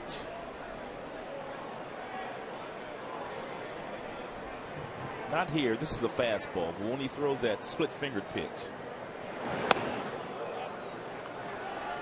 This kind of gets back to what we were talking about earlier in him tipping pitches. Or at least the Rays thought or felt he was tipping pitches against the Angels in his start earlier. Yeah, that's why they have the glove spread out as far as it's spread out now when he's taking the sign, at least in the stretch. I mean, in the windup.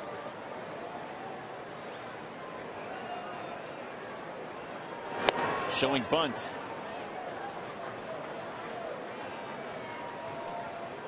Two and one on Jackson.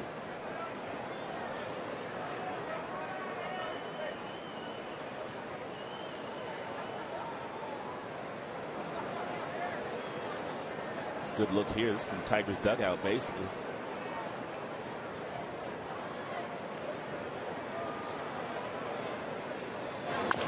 Ground ball to third. Leaping play by Longoria. Can't pull it down, though. That'll be an infield hit. Jackson has his second infield hit of the night.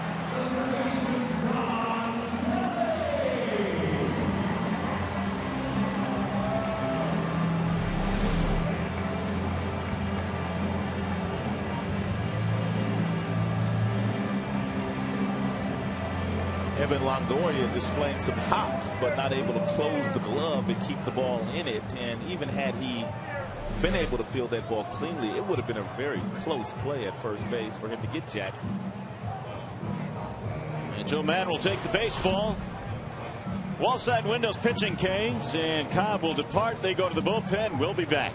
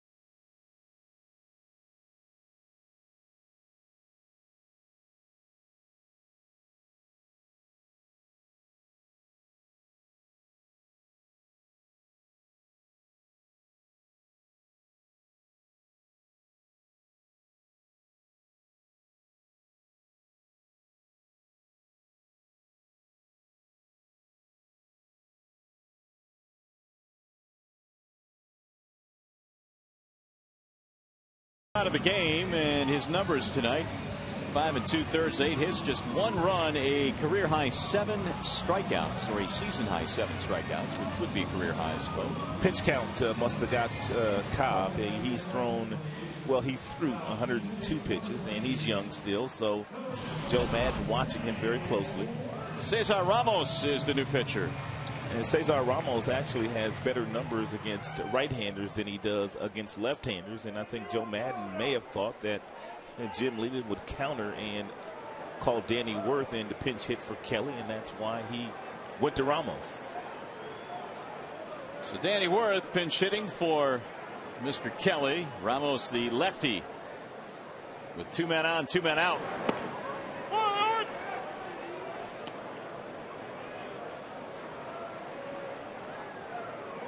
Here are the numbers. Righties hitting 200 against Ramos. Left-handers hitting 231. He's made 31 appearances this year. 3rd in the American League. Wave and a miss, 0-2. It's almost like a screwball. That's why he has good numbers against right-handers. Tigers tonight just 1 for 6 with men in scoring position. Look at Danny Worth bat .438. He can deliver a big knock here. 1-0 Tigers. We're in the 6th, 2 outs.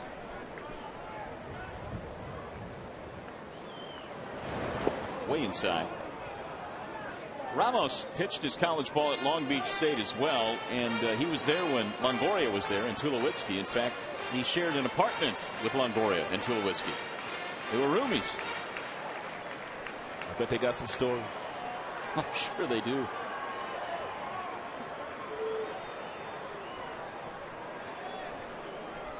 Out of Los Angeles, California. Also included in that rotation, Jared Weaver, Jason Vargas of Seattle. How did they ever lose a game? You don't know. The 1-2. 2 balls, 2 strikes. Adam Wilk, Tigers reliever, also went to Long Beach State. He was a dirt bag. Great baseball school.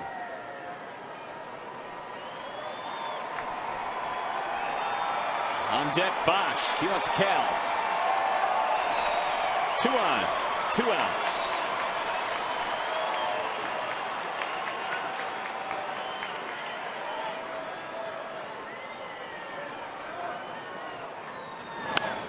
In the air to right field, on a line. Zobrist is there to make the play. Threat is over, inning is over. Tigers strand a couple. To the 7th we go.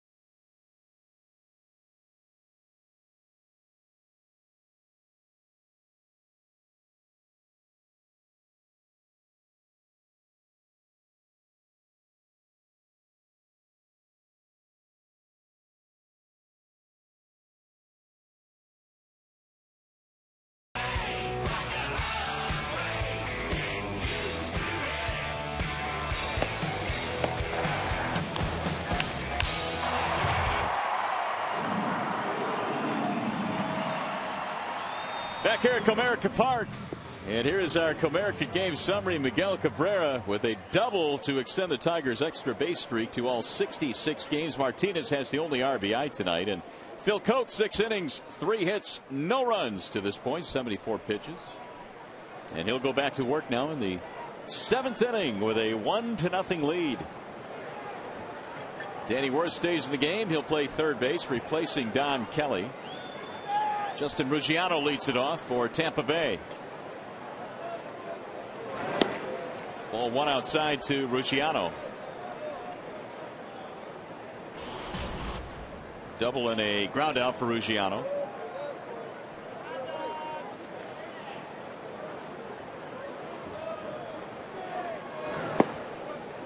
Two and 0 the count.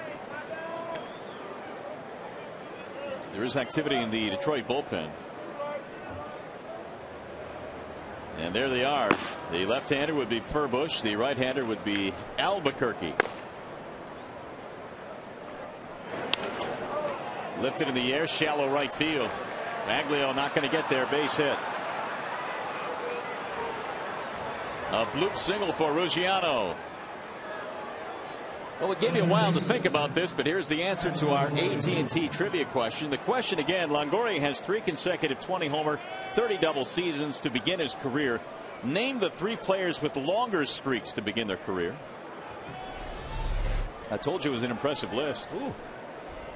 Pujols 10 seasons, Ted Williams 10 seasons, Joe D 4 seasons. Whenever you see those black and white photos show up, it's something big. Yeah, it's a good list. Longoria takes outside. That hit by Ruggiano is his 2nd of the night and the 4th overall for Tampa Bay.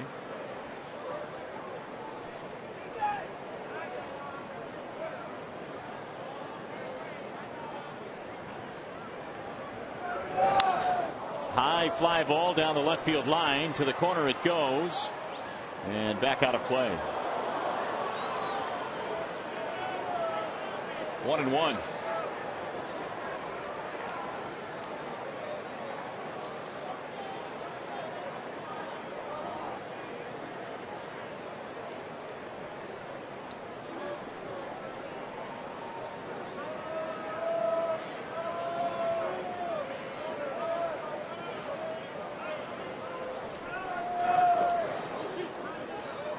Two balls, 1 strike.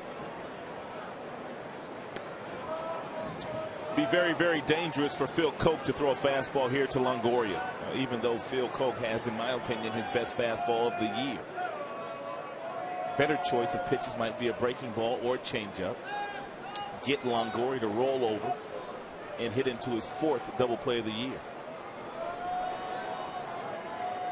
The 2-1. Whistled foul. That was a fastball. And he almost made him pay with it. 2-2 the count. 81 pitches now for Koch. The most he has thrown in a game this year is 97. That was in Cleveland earlier in May.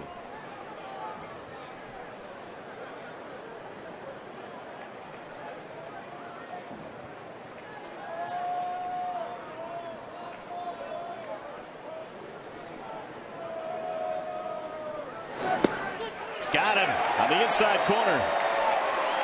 Strike 3, 1 away.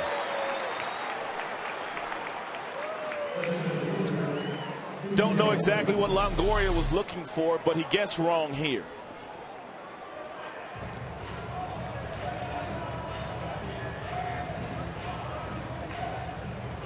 And he knew it. 3rd strikeout for Phil Koch, and that's going to be it for the Tigers lefty. He'll be taken out of this game. So he'll get a tremendous round of applause. And as he does, we'll step aside.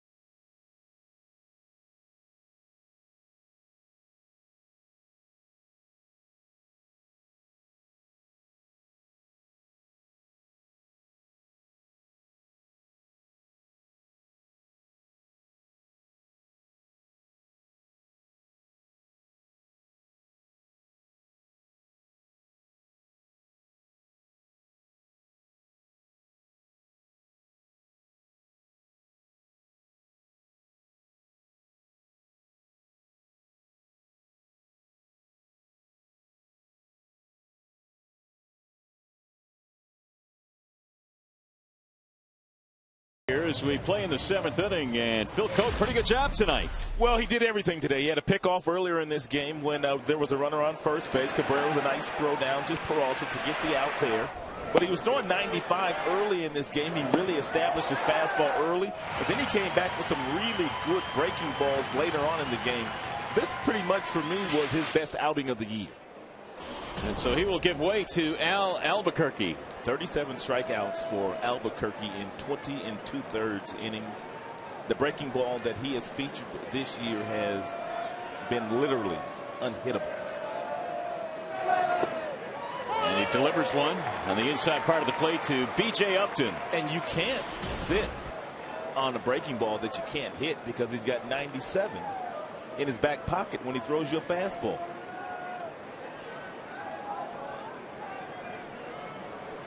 The 0-1. Look at that. 0-2. Frozen by 2 breaking balls. 2 straight sliders, 2 little get me over sliders that Upton takes for strike 2.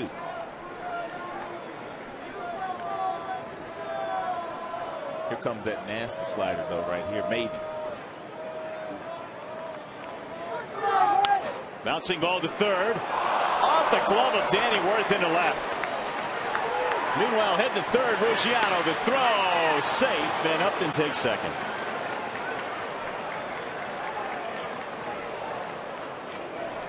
The usually sure-handed Danny Worth down at third base. Somewhat of a difficult play. I mean, here's one of those plays where if you haven't played third base all that much, then you really don't know what to do. But it's a play where you have to either go back or come forward. And Danny did neither of those. And then when Brendan Bosch came up and threw third, Upton was able to get to second base. But that's one of those balls that are top that you have to either go back or come in to create a better hop for yourself. So Rodriguez will not bat. Matt Joyce will. He will pinch hit. And the Rays now are a hit away from possibly taking the lead. And Joyce will not bat. They're going to walk him intentionally.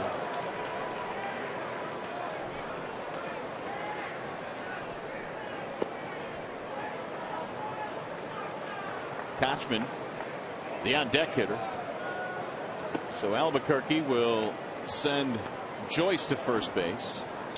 One of those situations, if you're Joe Madden, you're kind of hoping that B.J. Upton would have stayed at first base. There still would have been a base open, but I don't know if Jim would have walked Joyce intentionally had first base been occupied. I've never seen Jim do that. I think it's tougher to make that decision, don't you, with first base occupied? Yes. And now Jim Leland has signaled to the bullpen. So Albuquerque, a little bit of tough luck. He got the ground ball, which could have ended the inning, but now Furbush is going to be called upon. An error and an intentional walk. Albuquerque is out of the game. And so we have a pitching change, and we'll be back to Comerica.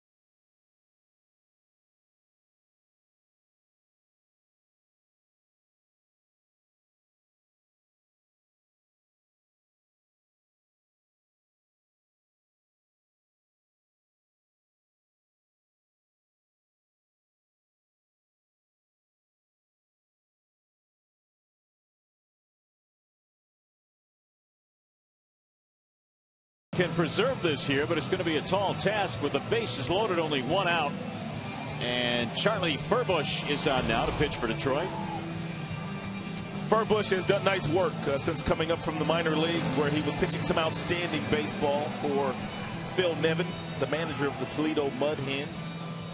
Pitching now in his 7th game in the big leagues, and the earned run average in the first 6 of 1.72. Charlie, for the most part, has a fastball anywhere from 90 to 93. He's got a nice little slider and a changeup. Pretty much a 3-pitch pitcher. Koch cannot lose this game. The runner at third is his responsibility, so the worst that he can be charged with is 1 run in this game, but he certainly would love a win. He has pitched well enough to get one here tonight, but it's going to take some doing now, as Furbush will face Casey Kochman.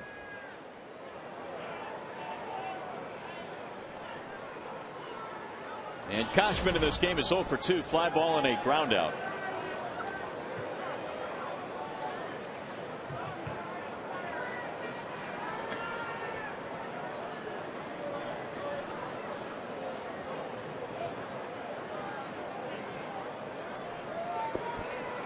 Tigers have out-hit the Rays tonight 8-4. They lead 1-0, but in trouble here in the 7th. And strike 1 on Kochman.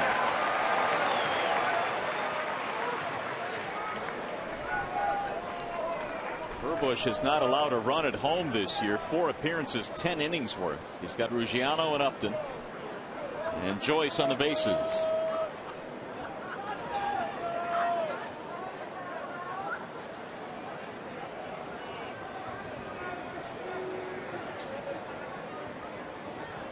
The 0-1. Good block by Avila, who sprawled out there to his left. Also a good pitch by Furbush. If Alex calls for the breaking ball, you need to make sure that you bury it away from the left-hand batter, and he does that because he has confidence in Avila to get down and smother it.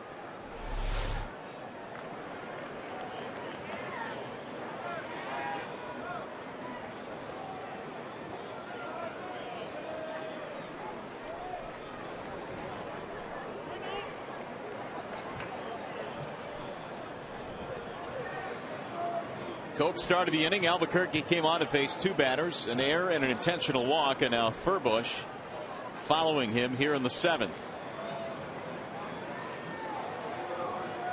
The 1-1 outside again, 2 balls and 1 strike. And so while Kochman now has not taken the bait on the last 2, he's found himself ahead in the count.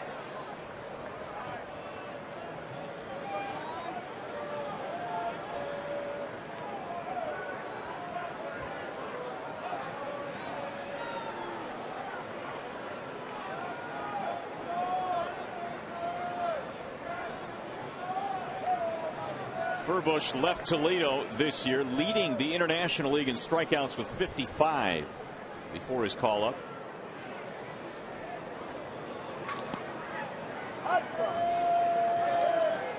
Here's the 2-1. 2-2 on Casey Kochman. For Kochman to take that 2-1 fastball with the bases loaded, and they're down by 1 in a 2-1 count, he must have been looking for something off speed.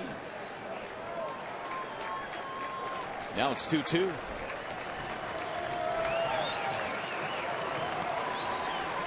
Don't get that breaking ball now. And he laid off again. 3-2. Well, if you're Furbush and you have any confidence whatsoever in your slider, you may as well throw it here 3-2.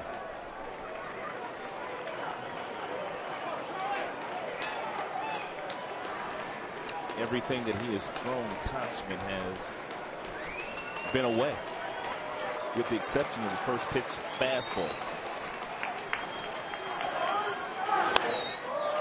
Sends it in the air to shallow right. Maglio coming in. He's under it. Runner will tag. Here comes Ruggiano. Here's the throw to the plate. He is out at no plate. Nice block ball. Avila. They called him out, and Ruggiano can't believe it, and neither can Joe Madden. Oh, Madden is about to get thrown out. He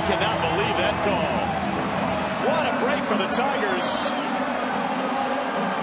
What a throw by Maglio. And a great block. Take another look. Joe's been tossed. Ew.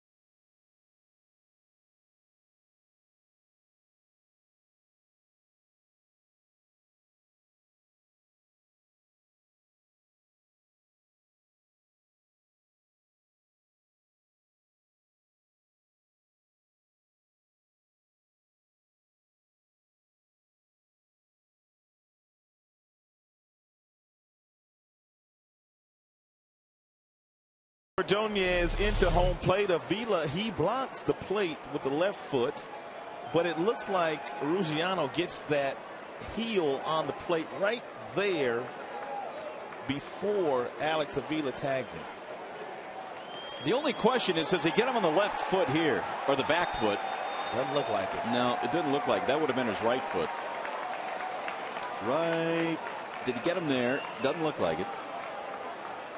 And then he reached back and touched it.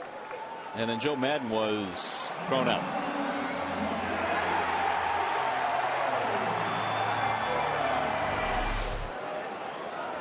Well, what a play for the Tigers.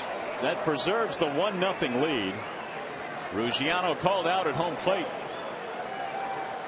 But at least it appeared on our replays, at least, that he might have been safe. Zobrist is now at second base. Joyce stays in the game to play right field. And Bosch will lead off.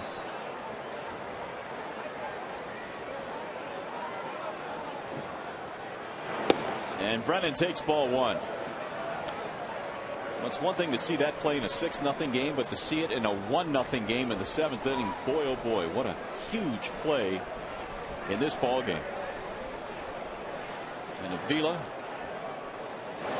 who applied the tag according to the home plate umpire in time for the out.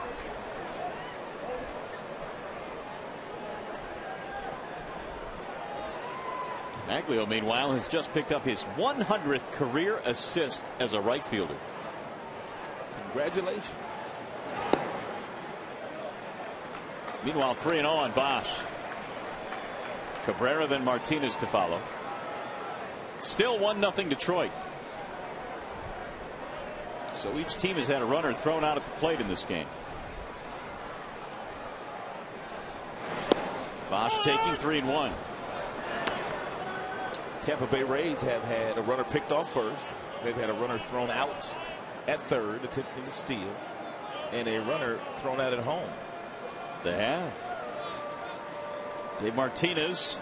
He's got some length on that beard. Yes, he does. Little pop up to the shortstop. One out. How long would it take you to grow a beard like that? I couldn't grow one, first and foremost. Could not do it. But here comes the beard. And Dave Martinez making his way out to the mound, and he'll signal to the bullpen. So they're going to have another pitching change here. Ramos will be taken out of the game.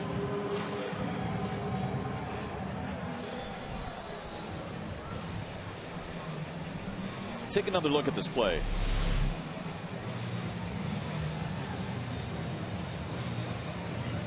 One hopper from Maglio.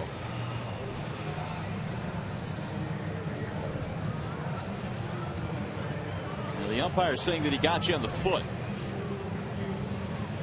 Now I'm assuming he meant the back foot, because that's the only way he could have been out there. Right there on the swipe. I think he got it wrong. You think he got it right? No, I think this replay indicates that he was safe. Yeah, I believe so too. I think you've got a missed tag there and a reach back right there, which makes him safe.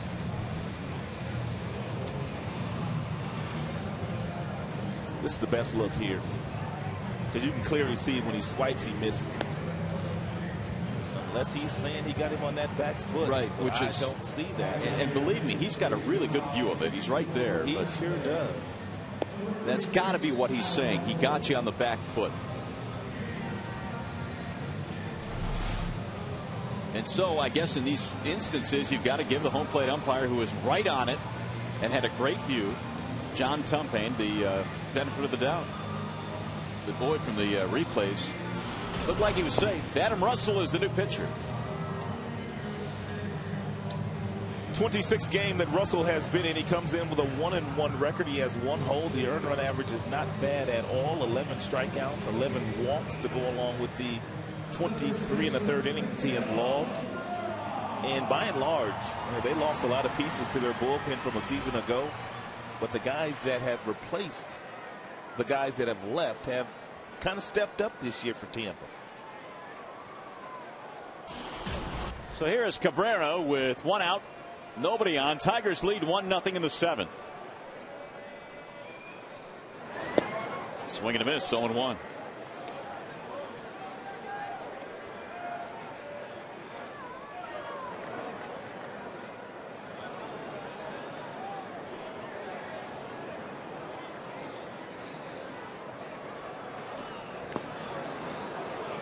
No balls, 2 strikes.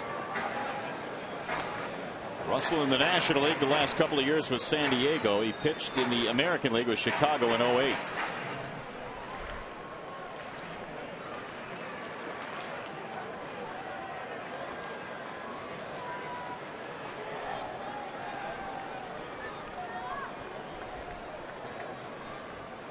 The 0-2 is high, 1 ball and 2 strikes.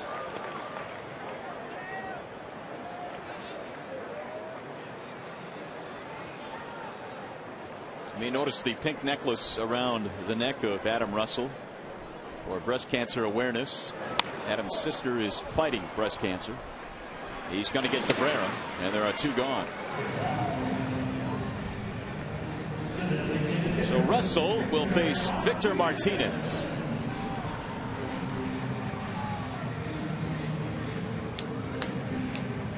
Victor in the ball game right now is the difference. An RBI single in the 5th.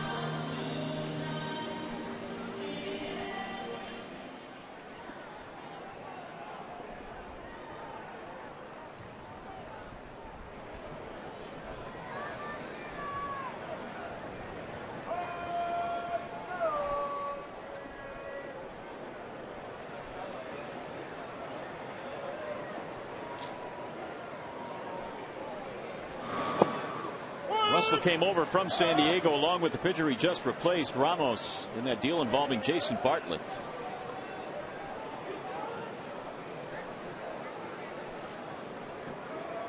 That turned out to be a pretty good deal for Tampa. A couple of big league arms for a shortstop. Absolutely. And Russell is 27 years of age.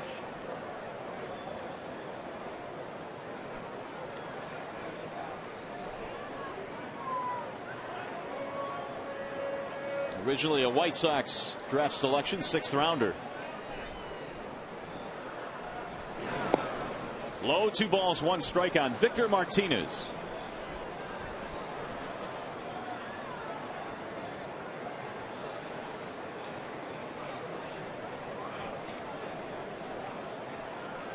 Well, Tampa lost so many pieces to their bullpen from last year. It was one of the top bullpens in the league. Driven to left field. Luciano is there for the out. Tigers go 1, 2, 3. So we go to the 8th inning. Still a 1-0 game.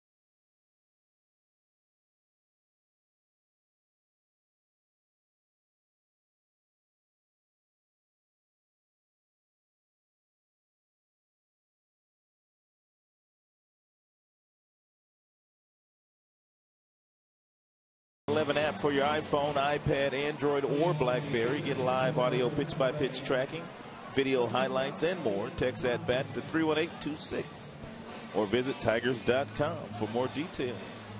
He's got some length on his beard, too. Here's a new pitcher now for the Tigers. That would be Joaquin Benoit.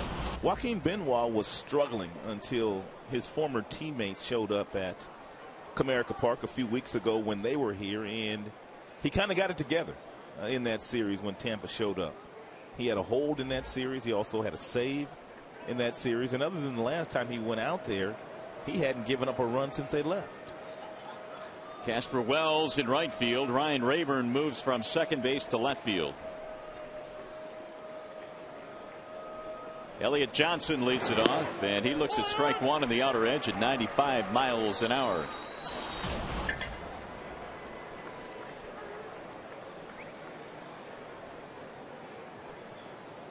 Santiago is the new second baseman, so there are the changes for Detroit as they tighten up defensively. 0-2 on Elliott Johnson. Joe Madden has been ejected from this game for arguing that play at the plate.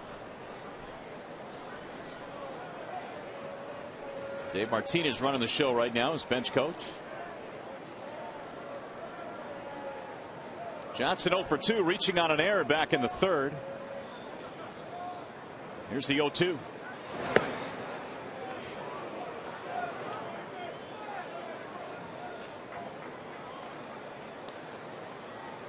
Johnson last year was an all-star. AAA hit .319 at Durham. He was on the DL for a spell. In fact, they just activated him yesterday.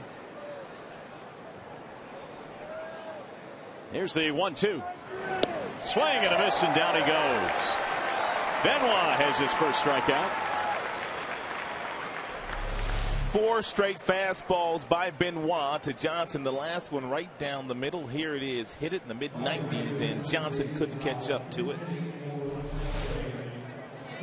We talked about the numbers that he posted against his former team when they were here.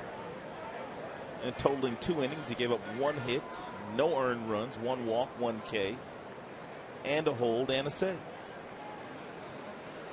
And he was struggling mightily before they showed up.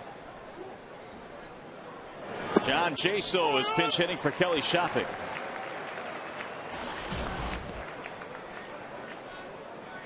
Shopik was 1 for 2. He gives way to Jaso batting .229.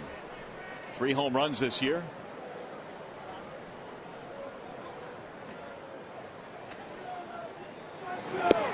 Strike called, 0-2.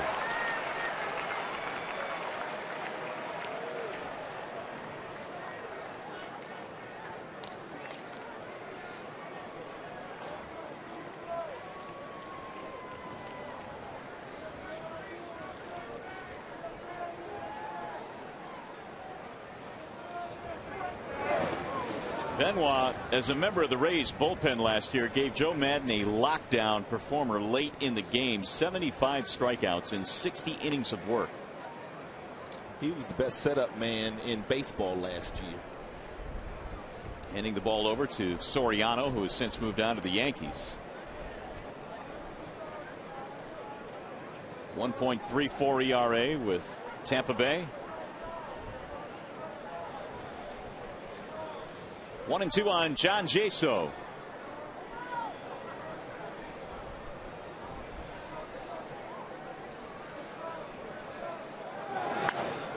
Fouled away. Jaso trying to get something going. Phil Koch stands to be the winner in this one if the bullpen can finish it off. If you weren't with us earlier, I told you that Joe Madden has used 8 different leadoff hitters this year.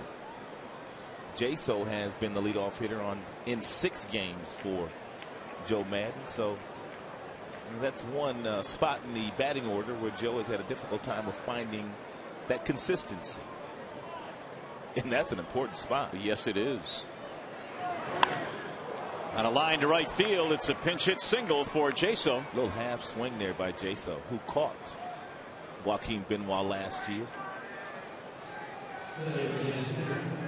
So the tying run is on. That is the 5th hit of the game now for the Tampa Bay Rays.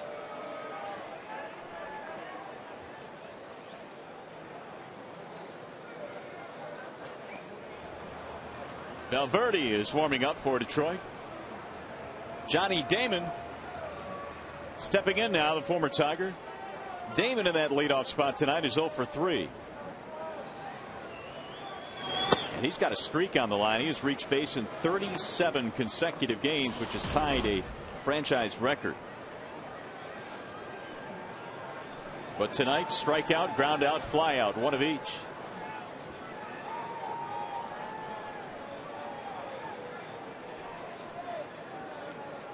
Benoit with the 1-0 pitch. Line drive, base hit, right field. That'll put 2 aboard for Tampa Bay here with 1 out. So you can extend that streak, 38 consecutive games, a franchise record for the Tampa Bay Rays. And Joaquin has to get the ball down. The last pitch to Jaso and that pitch to Damon, both about buckle high. And a lot of times those don't make it to the catcher's glove in the big leagues.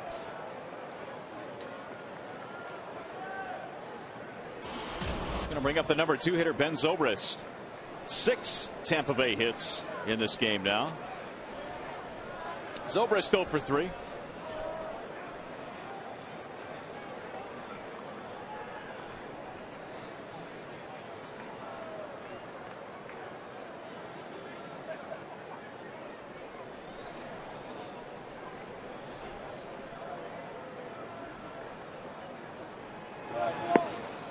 Avila down to get it. 1 ball and no strikes.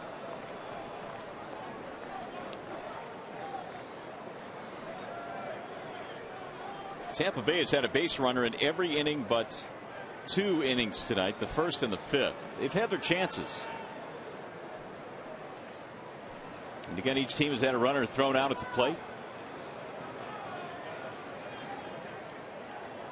Here's the 1-0. Up with the right hand to make it 1-1.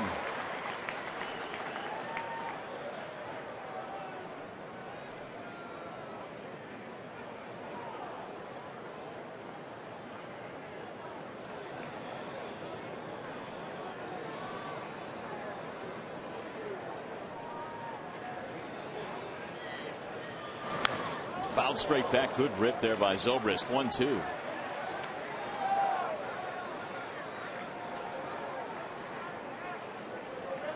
Benoit just 1 earned run in his last 9 1/3 innings as Ruggiano waits on deck. Rays finally bringing to a close a long odyssey. 4-city 11-game trip. Seattle, LA, Baltimore, and Detroit for the makeup game tonight. And it's been a tight one all night long.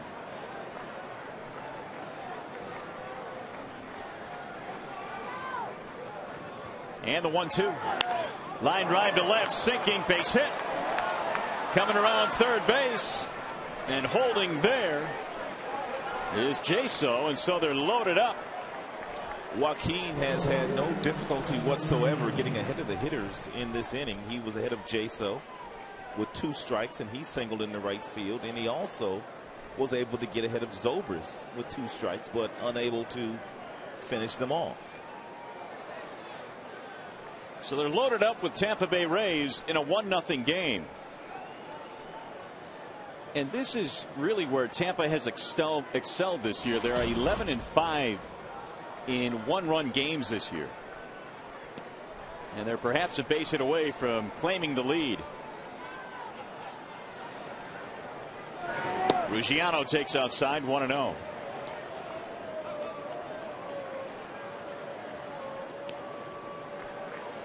Looks like David Percy has picked up a baseball now. He's warming up.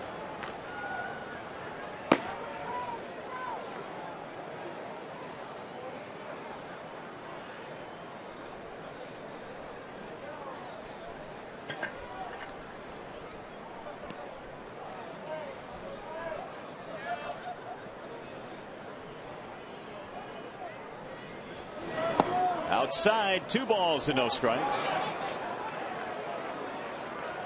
So Benoit now painting himself into a corner. And Jim Leland's stomach has to be turning at this point. Pinch hit single by Jaso. Damon followed with a base hit. Zobrist has followed with a base hit. They are loaded with Rays. Ruggiano tonight a single and a double.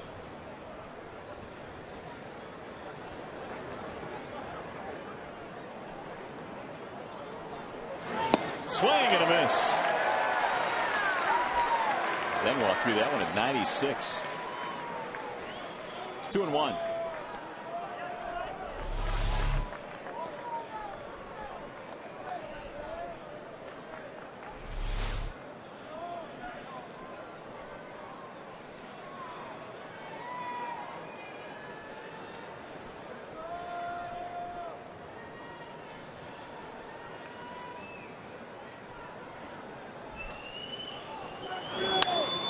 In the air, right field.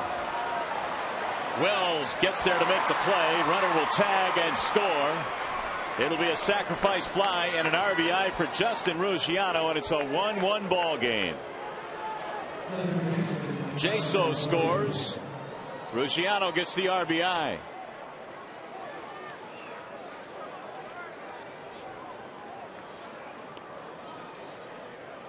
Runners at first and third with 2 outs.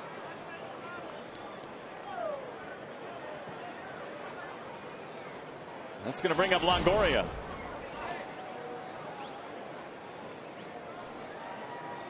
So Phil Koch will get a no decision tonight.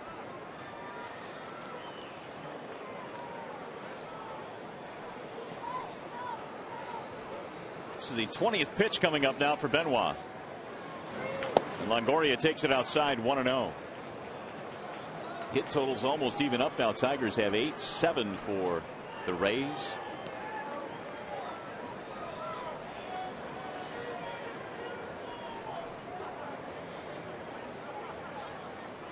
Damon would be the go-ahead runner. He's at third base.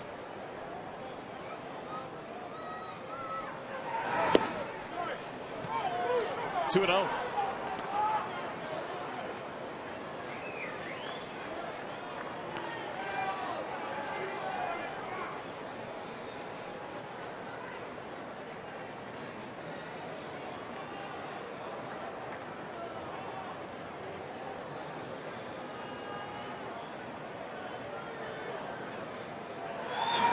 Swing and a miss. It's a good pitch. Well, you know Longoria is up there sitting on that piece of cheese in a 2-0 count, so throw the breaking ball, and he couldn't hold up on it.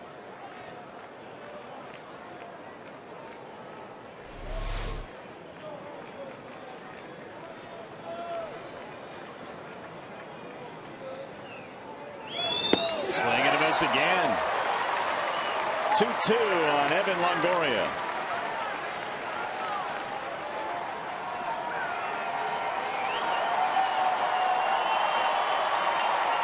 Everything that he has thrown to Longoria has been off the plate outside.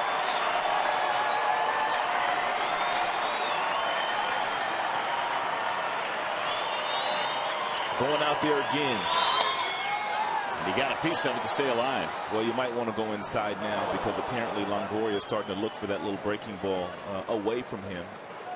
But if you do go inside, you can't be afraid to miss inside. Don't miss over the heart of the plate.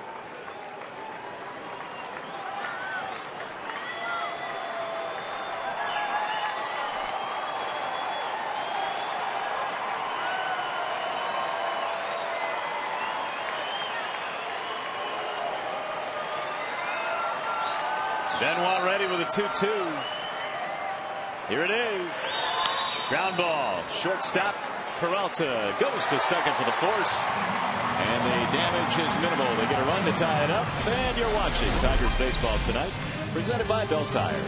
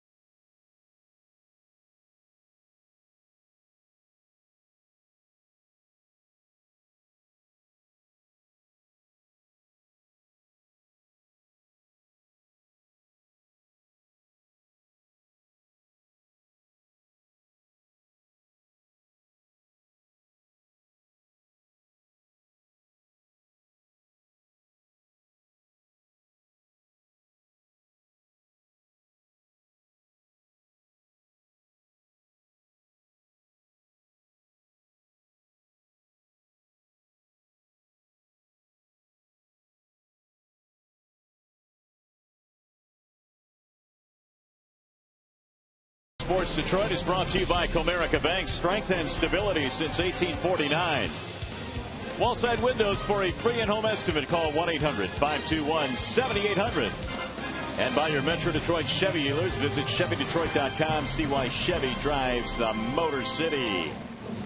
Grand night for baseball here in the Motor City as we go to the bottom of the 8th inning. Kids are having fun. It's a 1-1 game.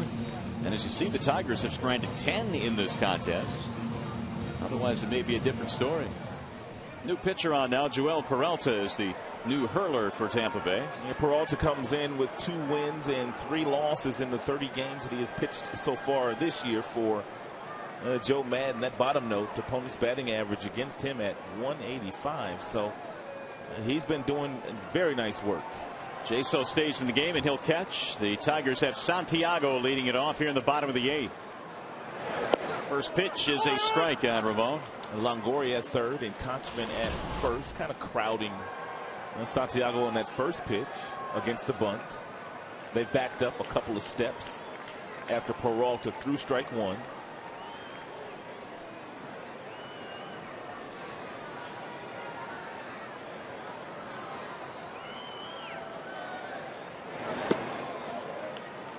Breaking ball stayed high. 1 ball, 1 strike. Santiago's first at bat of the game, took over defensively a little bit earlier in the contest. So Maglio's out of the game, Bosch is out of the game, and Kelly is out of the game.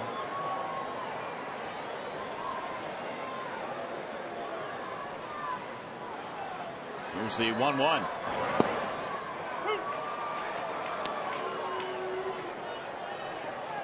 Tigers got 1 in the 5th, and the Rays tied up with 1 in the top of the 8th.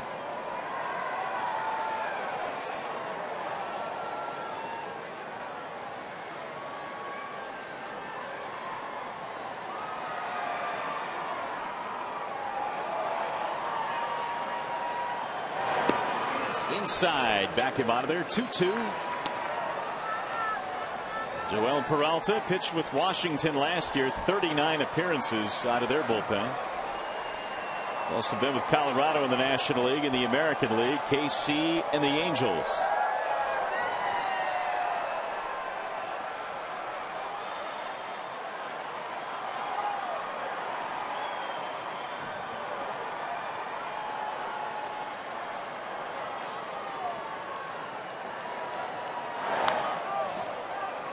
Two and 2. The count remains on Santiago. Johnny Peralta is next. Then it's Alex Avila as the Tigers bat here in the bottom of the 8th. Makeup game here tonight against Tampa Bay. Cleveland coming to town tomorrow evening.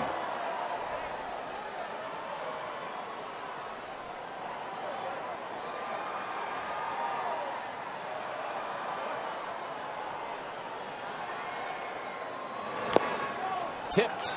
Into the glove, strike 3.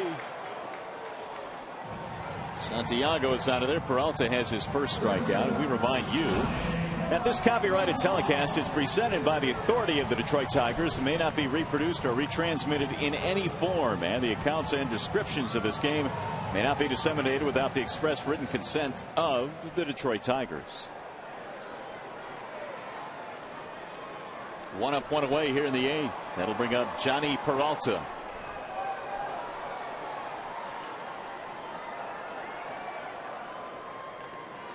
Johnny has fanned twice in this game, 0 for 3. Ball 1.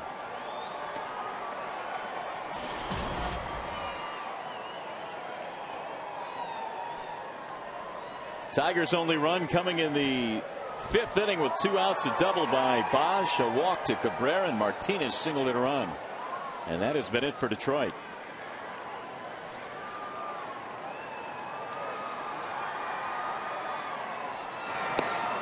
Ball high, 2-0 on Johnny Peralta. Meanwhile, Johnny against Joel is 2 for 11 career with a home run.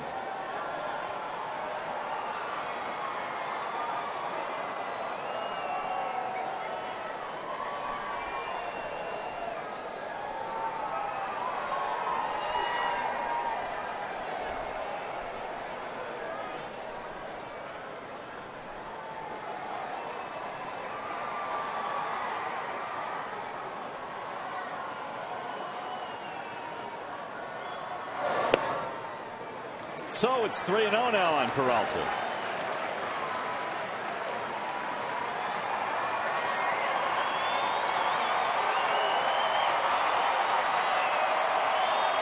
Ramos, Russell, and Peralta have pitched in relief for Tampa Bay. Alex Cobb, the youngster, started, was taken out in the 6th inning. And a strike called on the outer edge. Johnny was a step toward first. 3-1.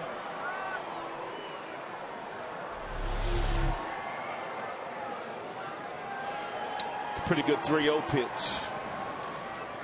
Bottom of the strike zone on the black, according to Fox Tracks.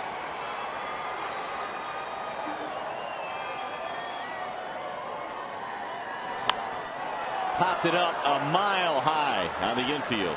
That was ball 4 too. Longoria has it fall into his glove. 2 gone.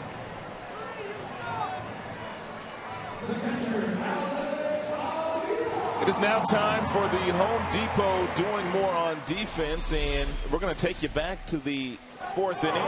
Phil Coke was on the mound. Ruggiano tried to steal third base and was caught stealing third. Nice throw by Avila. Nice tag by Don Kelly.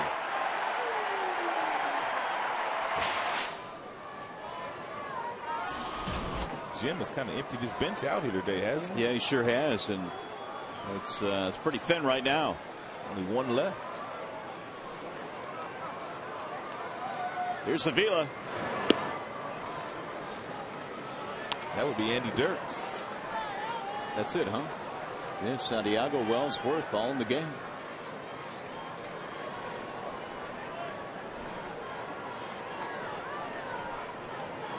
Alex tonight a single, fly ball and a strikeout.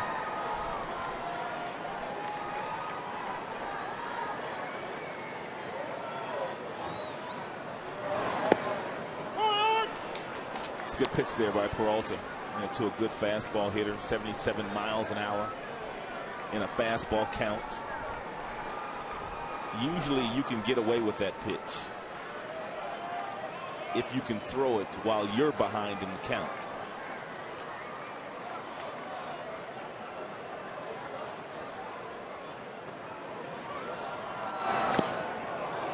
One and two. Breaking ball, and he comes back with an 80-mile-per-hour changeup.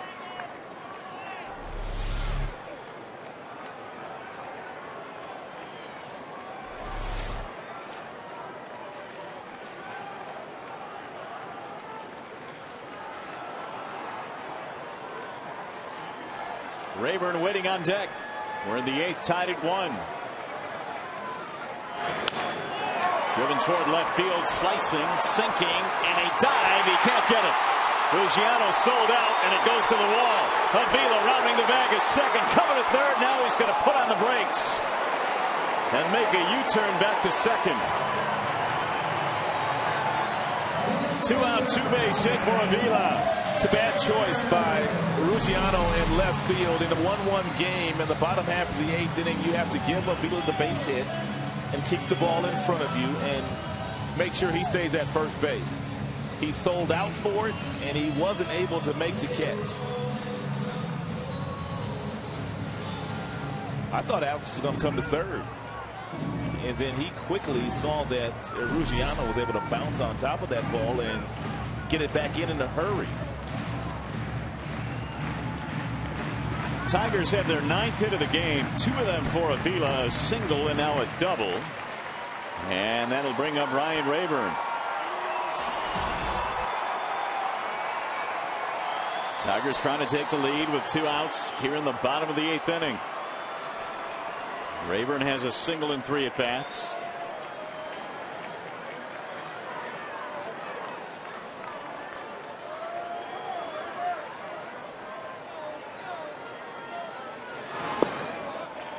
Ball 1.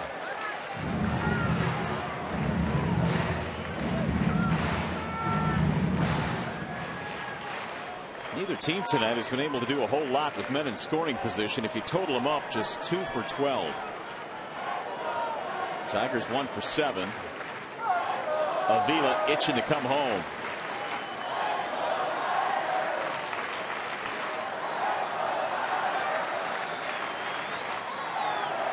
The 1-0. Did he go? No, he did not. 2-0.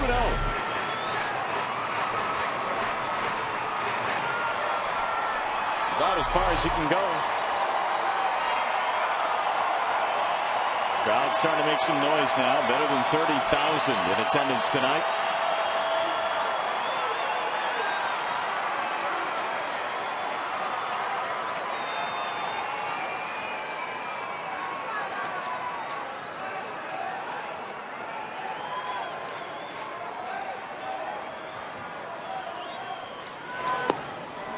Strike on the outside corner, 2-1.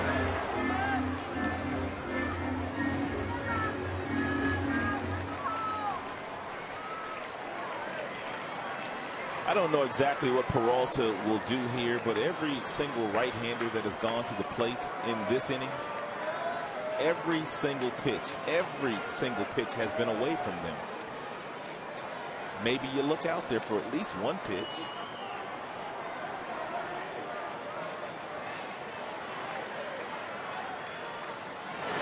Bouncing ball to second base. Zobrist throws him out. Threat is over. Inning is over. No runs, a double. Strand a man. We go to the ninth. 1-1.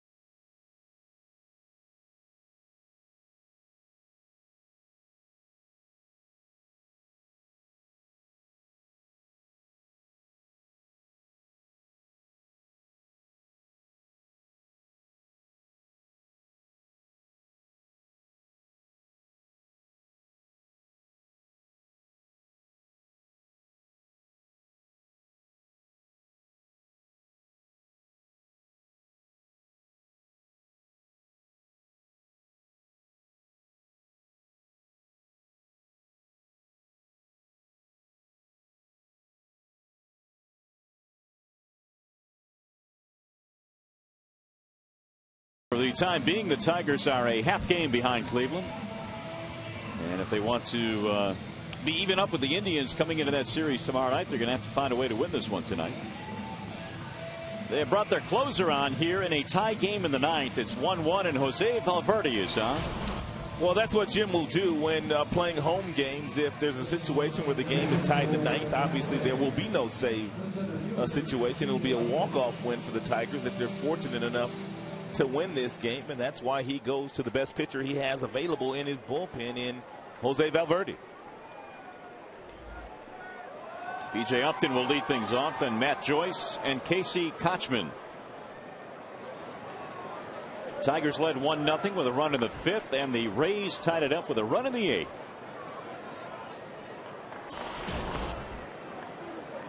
Upton is 1 for 3, had a double his first hit back. And he will face Valverde here. Apparently bunting is not really a part of Upton's game because Worth and Cabrera aren't thinking along those lines.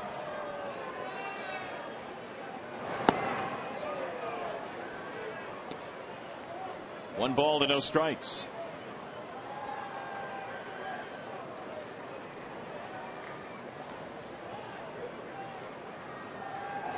Upton in his career has had good power, whether it's the minor leagues or the major leagues. Do you think that's part of the fact that he doesn't bunt much? Probably. It's fouled straight back. And that was coming right at you. I was going to catch that one. You were. Saw me, didn't you? I was impressed. You actually stood up. I had your back. And you were ready to catch it. I had your back. Meanwhile, I'm here thinking, you're crazy. But I saw the effort.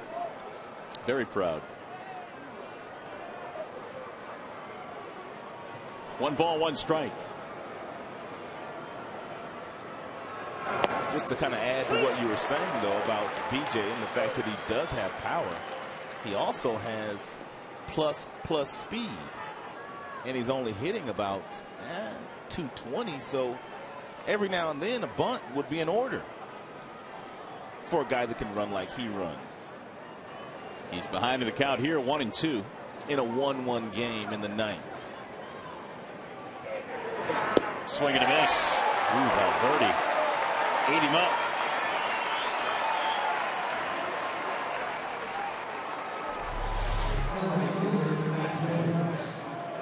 We've seen 3 pitchers in this game today with signature pitches. The splitter. Oh, that's a good look at the splitter right there. So you got to have those long fingers to get around the baseball to really allow you to get on top of that ball and pull it down. Peralta also featured a split-fingered fastball, as did the starter for Tampa tonight, Cobb. Here is Matt Joyce. Was walked intentionally as a pinch hitter back in the 7th. Matt Joyce having a really good year. He's still hitting .330, even though he has struggled a little bit lately, with 10 home runs and 34 driven in for the former Tiger.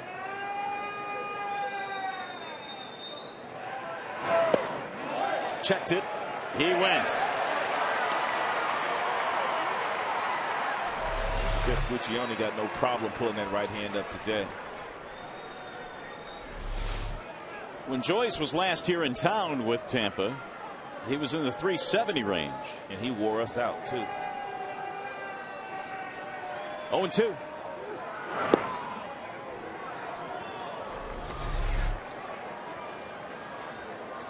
.414 in the month of May for Joyce. He has cooled off considerably in the month of June.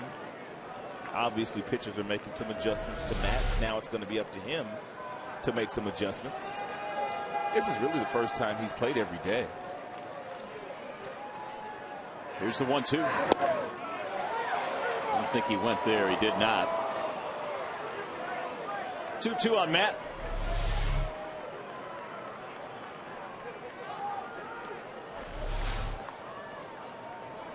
Gonzalez is leading the American League in hitting now.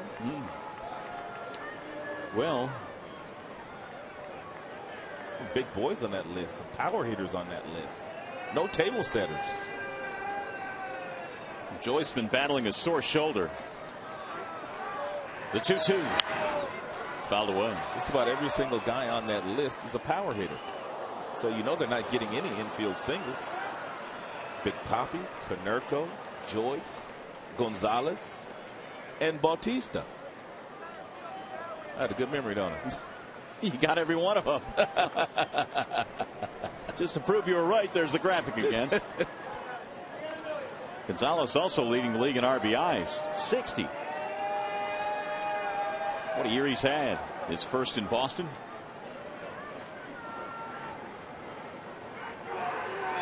Swing and a miss. Down he goes. And Papagrande does a deep knee bend. Couple of strikeouts for Valverde. He's got that Mr. Tombolina working tonight.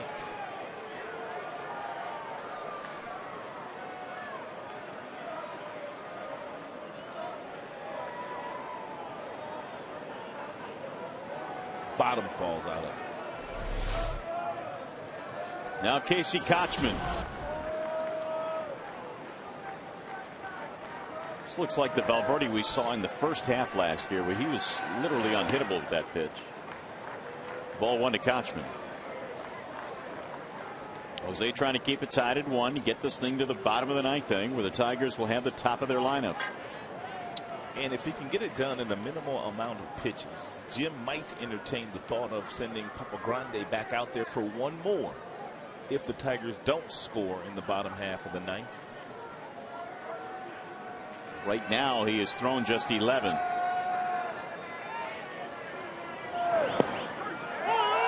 1-1. He can throw that pitch whenever he wants to for a strike. Sometimes the fastball command is not there, but that pitch, and he can thread the needle just about every single time.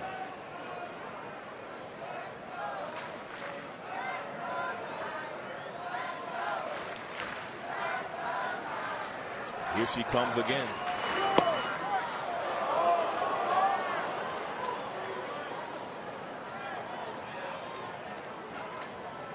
Tampa tied it up when Jaso pinch hit against Benoit in the 8th and singled with 1 out. A couple of base hits later to load the bases. Ruggiano with a sac fly tied it at 1. After Martinez had given the Tigers a 1-0 lead in the 5th. Big swing by Kochman. He ends up on his left knee. That's the reason why Kochman really wasn't able to catch up to that fastball. He knew he was going to get it, or he had an idea he was going to get it. And with a huge swing like that, more often than not, you do come up empty.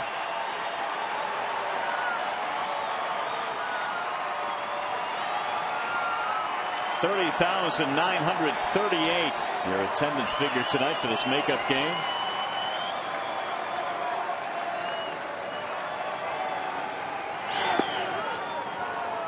Three and two.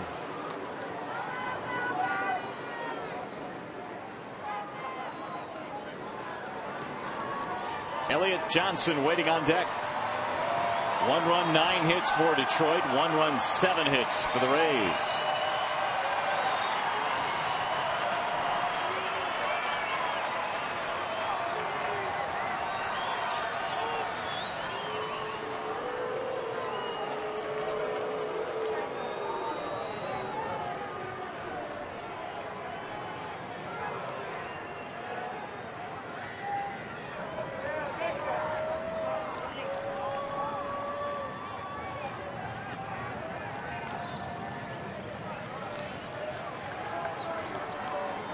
Three and two.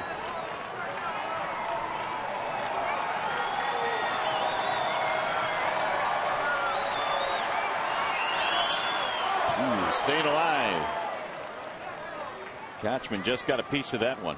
Yeah, that one bit Vila somewhere, and Mr. Tumpane going to go halfway to the mound, come back, dust off home plate, and then check with Alex to see if he's good to go. Left shoulder, I believe. Collarbone. He got one in the right shoulder the other night. He did. 3 and two.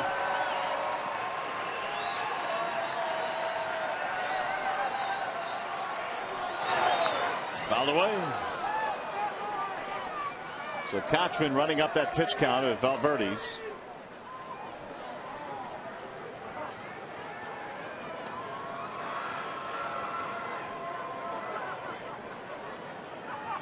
"17 total pitches in this half inning. 7 of those have come to Kochman in this at bat.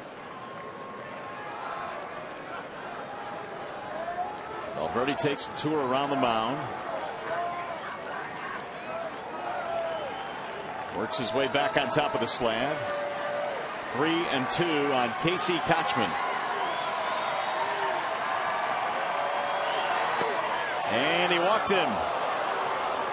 2 out base on balls.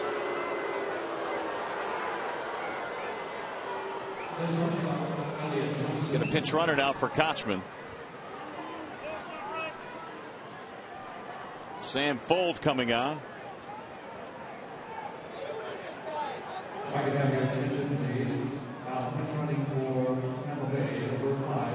So Kochman is out of the game. And here is Elliott Johnson with 2 outs.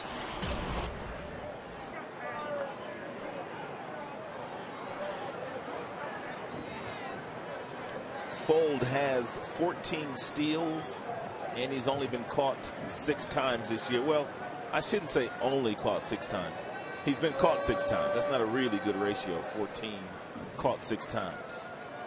Runner goes, and the very first pitch, Avila's throw is not in time. He overslid the bag and is out. Oh boy, oh boy.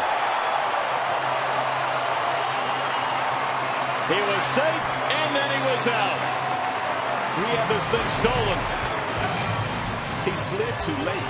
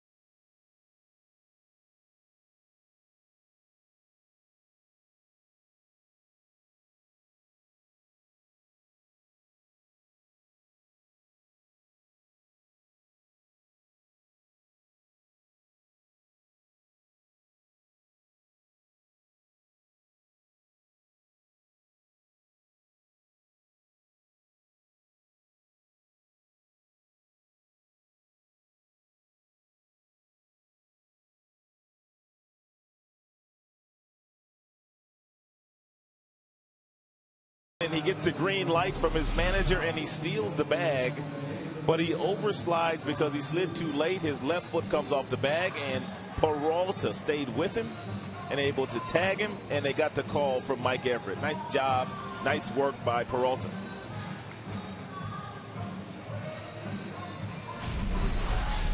Let's take a look at our game summary. The Tigers got on the board in the 5th inning after a Cabrera walk, a base hit up the middle by Victor Martinez, who's hitting almost 500 when the opposing team decides to walk Cabrera.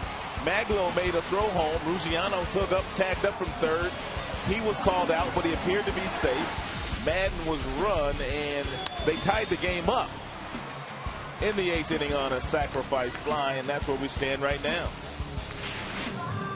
So we have a new pitcher on now. That would be Juan Cruz for the Tampa Bay Rays. He's a slender fella, but he's got an electric right arm. 21 strikeouts in 23 2/3 innings for Juan Cruz, but he has walked 17. Wow. Well, the Tigers wouldn't mind a few walks here. Get some runners on the bases. Elliott Johnson will take over at first base now for Kochman. Reed Brignac is the new shortstop. And Cruz, the new pitcher. So we'll see if the Tigers have a walk-off win in them tonight and keep pace with Cleveland, who won 1-0 at Yankee Stadium this evening.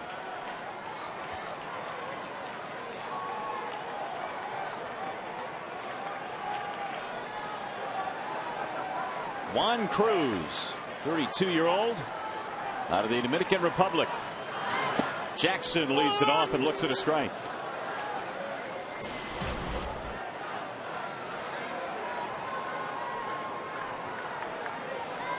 Austin has 2 infield hits. He'll be followed by Worth and then Wells.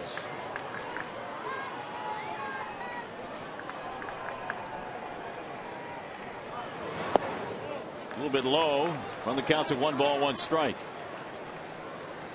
Cruz the last 2 years was pitching in Kansas City. Broke in with the Cubs over in the National League.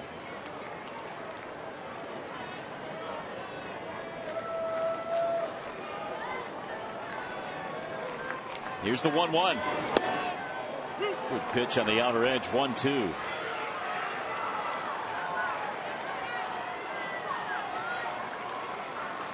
Jackson to go with his 2 hits. Also has a couple of strikeouts tonight. They've had Ramos, Russell, Peralta, and now Cruz out of their bullpen.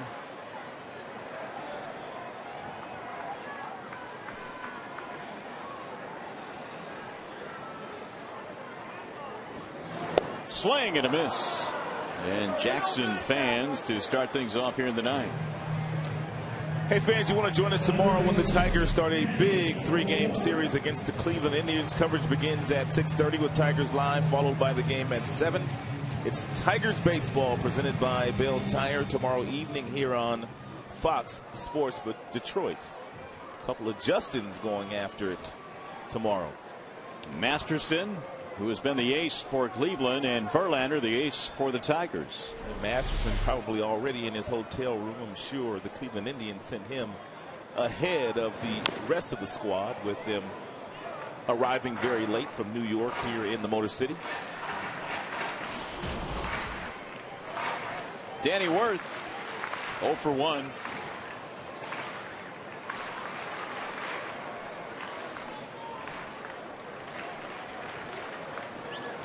David Percy again warming up in the Detroit bullpen. Valverde pitching a scoreless 9th inning. Threw it by him. 0-2.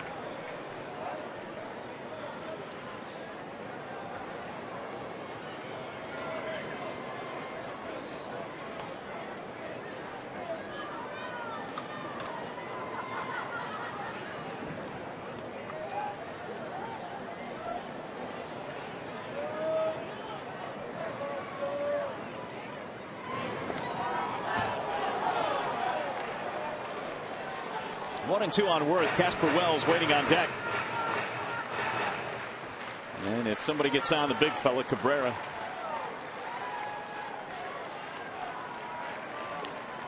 Tigers' only run coming in the fifth. The RBI single by Martinez with 2 outs.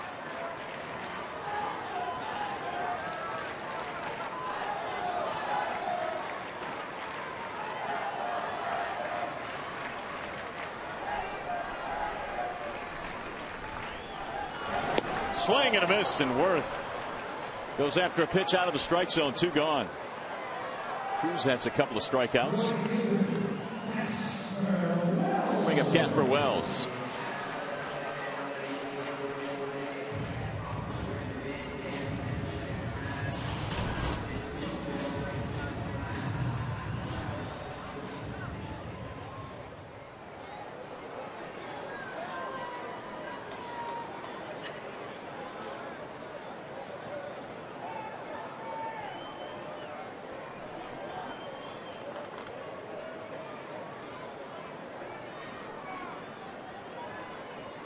First at bat of the night for Casper, and he looks at a breaking ball strike. He entered the game defensively as a replacement. Casper's got some sock in his bat, and he can end this thing if he gets a pitch to his liking. I'd be all for that right now, for sure. Wells has hit a couple of home runs. 1 ball, 1 strike. Or if he gets on, Cabrera would be next.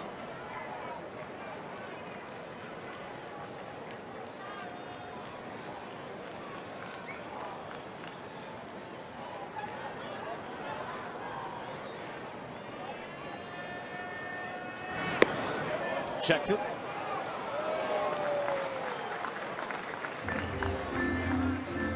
Jaso kind of following the lead of Kelly Shoppach, who started behind the plate tonight for Tampa. Everything away and elevate the fastballs. You know, this Rays bullpen, which was so devastated in the offseason with all the players changing teams, an ERA of 3.46. The 2-1. 2-2 on Wells.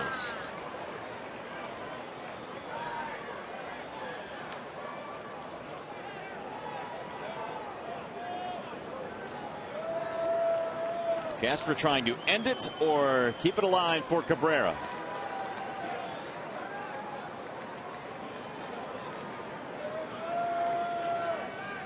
Swing and a miss. Down he goes, and Cruz strikes out the side here in the 9th.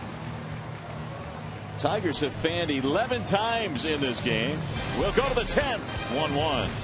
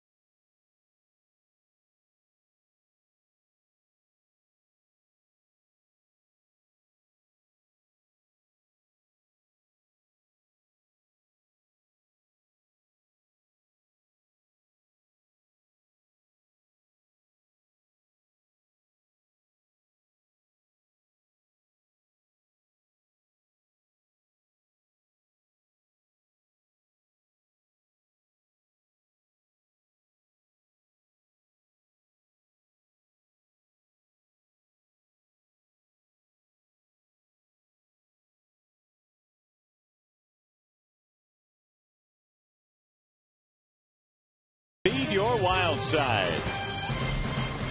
We have extra innings indeed here at Comerica Park tonight. The Rays tied it up with a run of the 8th, and so we go to the 10th. 1-1 ball game. 11 left on base tonight for the Tigers offensively. As we go to the 10th inning, Tigers have a new pitcher now. That would be left-hander David Percy. And Percy's numbers are combined in 3 different stops this year: Toronto, Oakland, and now in Detroit. Does not have a record, but the earned run average is respectable. And Mr. Percy here in the 10th inning will face Elliott Johnson to lead things off.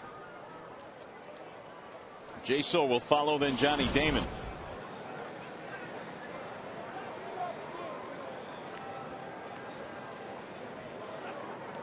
Tigers tonight have gone with the starter Koch, then Albuquerque, then Furbush, then Benoit, then Valverde, and now bring on Percy.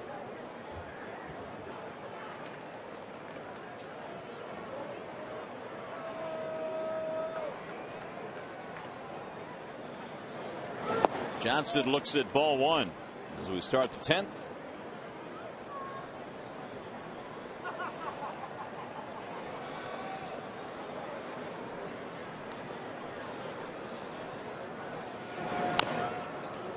Tap foul behind home plate. 1 ball and 1 strike on Johnson.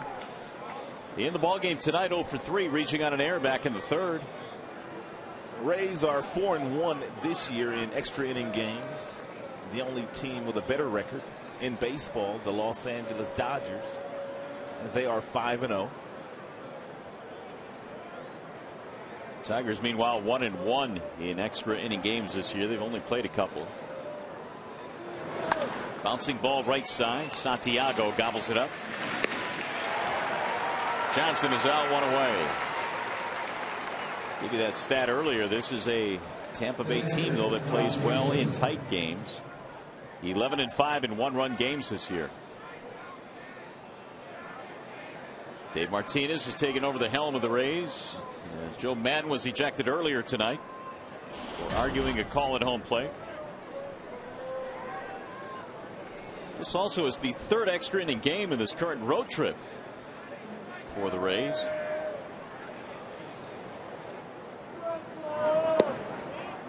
So not only have they traveled a lot of miles, they've also played some lengthy games. They are going to be happy to get home, although their arrival time is getting later and later now.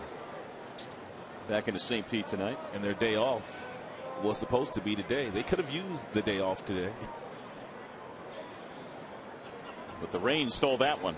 The 1-0 is outside. And they've got the Red Sox next. Yeah, do they? They've only won 9 straight.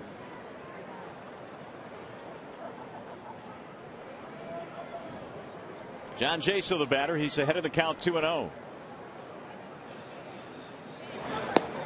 High. 3 balls, no strikes.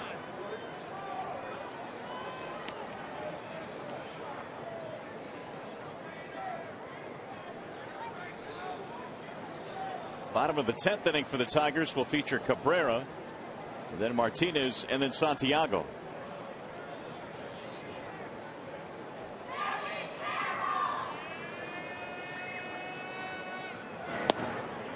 Strike called, 3-1.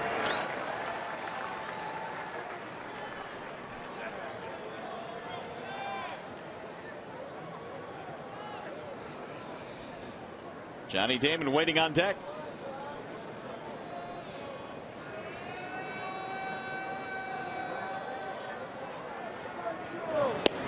Strike again, 3-2 on Jaso. Percy acquired from the Athletics for Scott Sizemore, who has since been called up to the big leagues for the A's.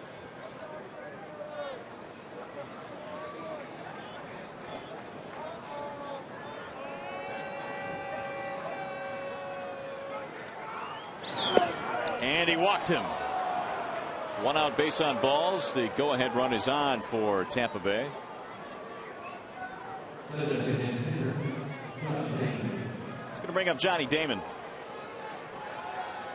It's a bit of an oddity right now for the Tigers in that they have 4 left-handers in their bullpen. Furbush, Percy, Schlereth, and Wilt.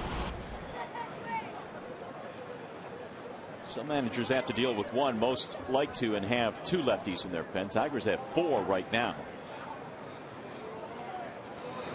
Damon takes way outside, 1-0. Johnny tonight 1 for 4, singled back in the 8th.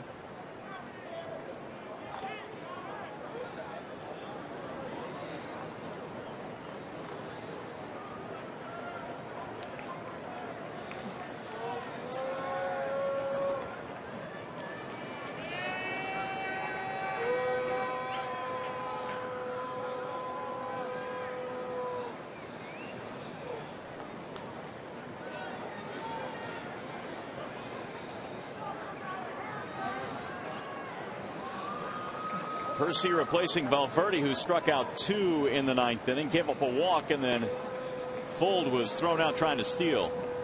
Overslid the bag. Here's a strike, 1-1.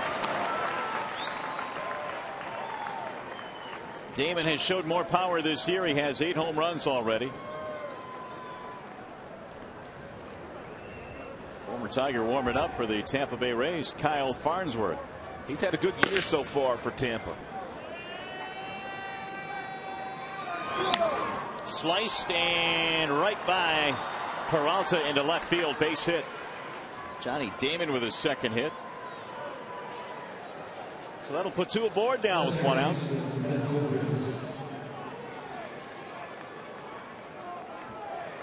Looks like Joe Madden may have found himself a leadoff hitter for the remainder of this year, the way that Damon has performed there the last 9 games. 2 more hits tonight. It's going to bring up Ben Zobrist.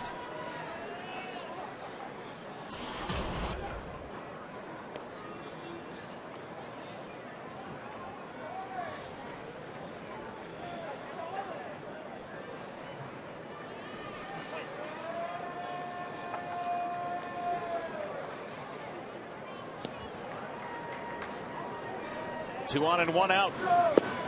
Strike 1 on Zobrist. That hit for the Rays, their 8th. The Tigers have 9 hits. Zobrist tonight 1 out of 4.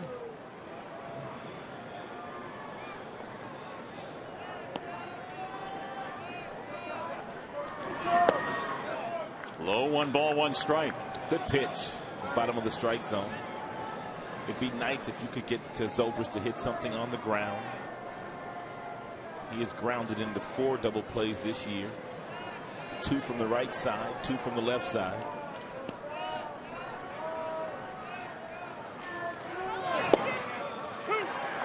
The Rays tonight are 1 for 5 with runners in scoring position, and now the count is 1-2 on Zobrist.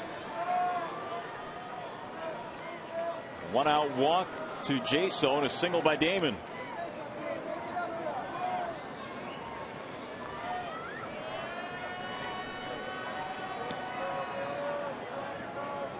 And the 1-2. Lifted back out of play.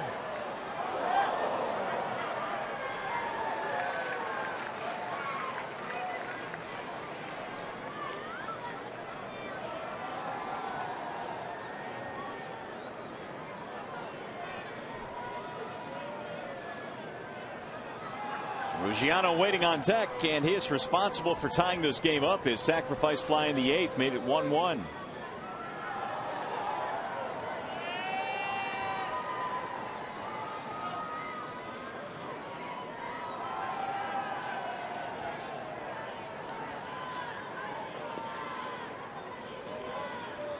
And again the 1-2. Outside. 2 balls, 2 strikes.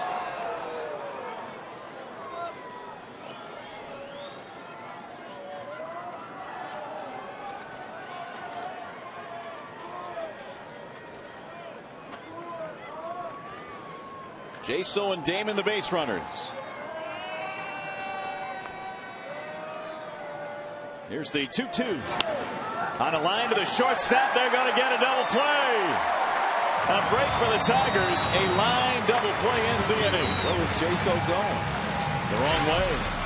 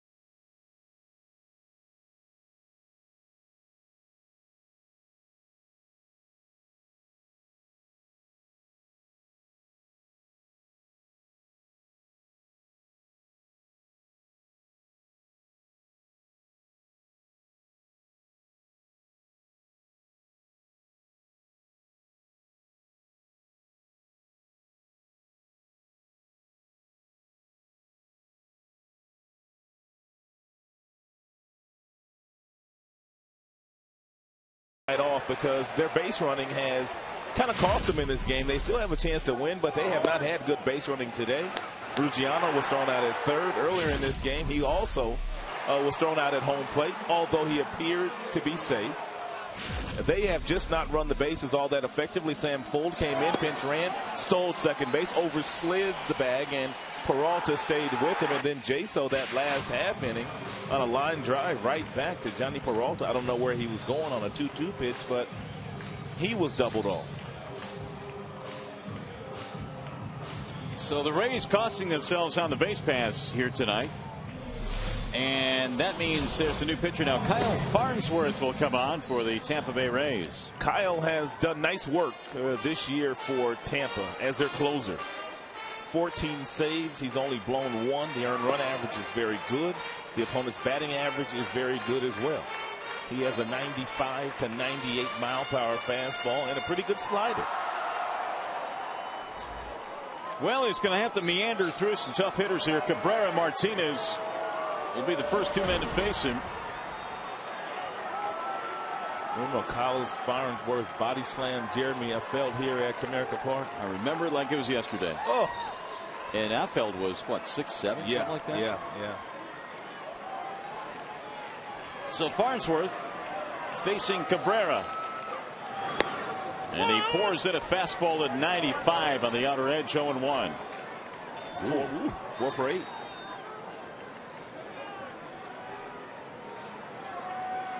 Gabby's had his number. Away. Oh, does he want to go inside? Shoots that one foul back out of play, 0-2. A 90 mile per hour slider.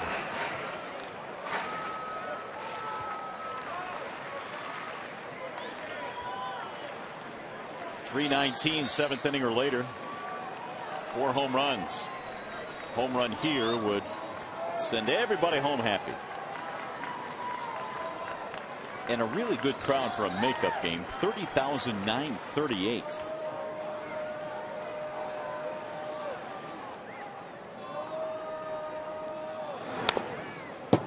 Cabrera stays alive.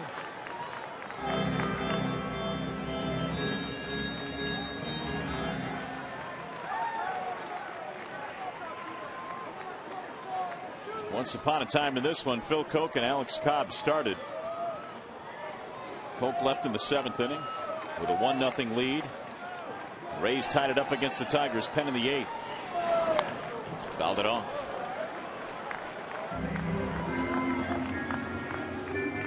You don't see many 100 mile per hour fastballs, but that's exactly what the reading was on that last fastball from Farnsworth. Triple digits.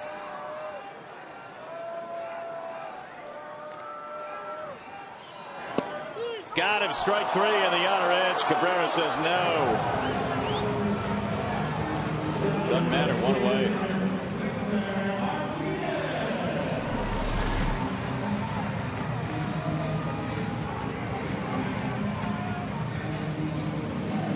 Last 4 Tigers have all struck out.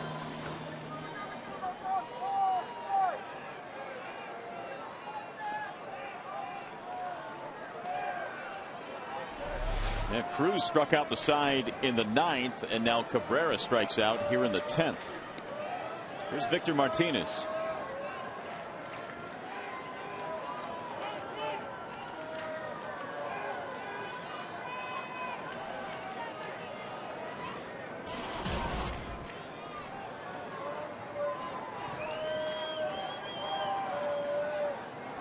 Victor batting .314.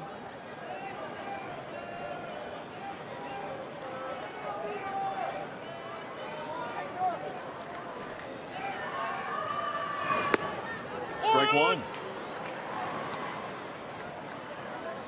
Farnsworth is 34 years old now. Actually 35. Had a birthday back in April. Pitched in a couple of different seasons with Detroit, 05 and then again in 08 when they reacquired him.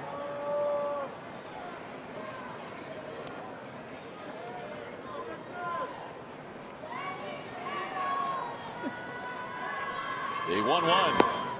There's a strike call. 1-2 on Martinez, so he's in the hole now.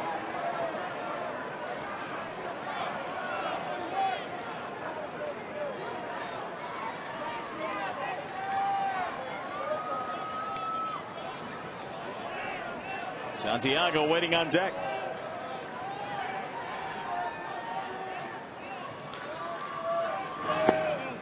Just missed outside. 2-2. Farnsworth's career began in the National League with Chicago. He was a starter back in those days.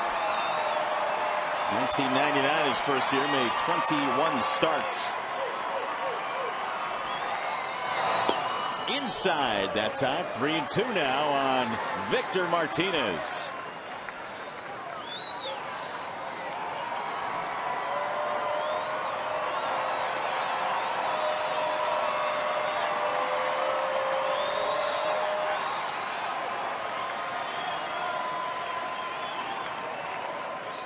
Three-two pitch. Ground ball. Base hit right field. Martinez is on with a winning run.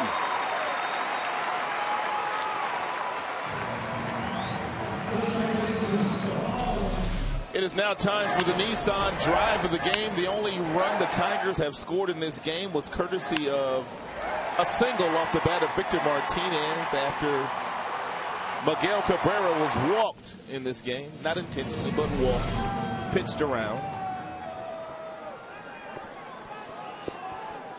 These are the types of situations that become troublesome for Jim Leyland late when Martinez is on to pinch run for him. It's a bit of a different situation tonight because he's used most of his guys and he has only Andy Dirks remaining. But Martinez does not run all that well, and he represents the winning run at first base. And they're holding Dirks back. Santiago drives one toward a gap in right center field. That ball is down. Here comes Victor. They're going to send him around third. He's going to try and score. Here's the throw to the plate. He is safe.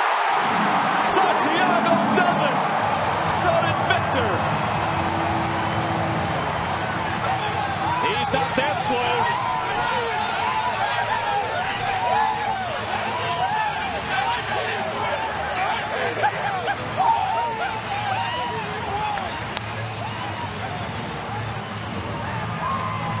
Get the oxygen out.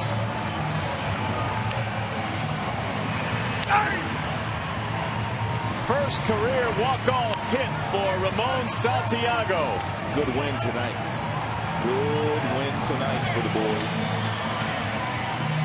And they keep pace with Cleveland. Martinez may need some oxygen right now, but he scored the winning run. It is now time for the Coors Light Cold Hard Blast with Victor Martinez on first base. Santiago found a seam in the outfield. B.J. Upton playing rather shallow. He had to chase it down. By the time he wheeled and threw it back in, Gene Lamont was not going to stop Victor, nor was Victor going to stop.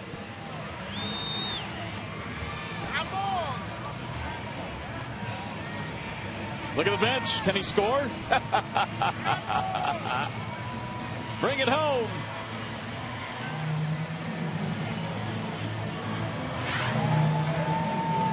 $30,000 plus go home happy tonight. They got bonus baseball, and the Tigers win it in 10. 2-1 our final score. Back with more from Comerica Park.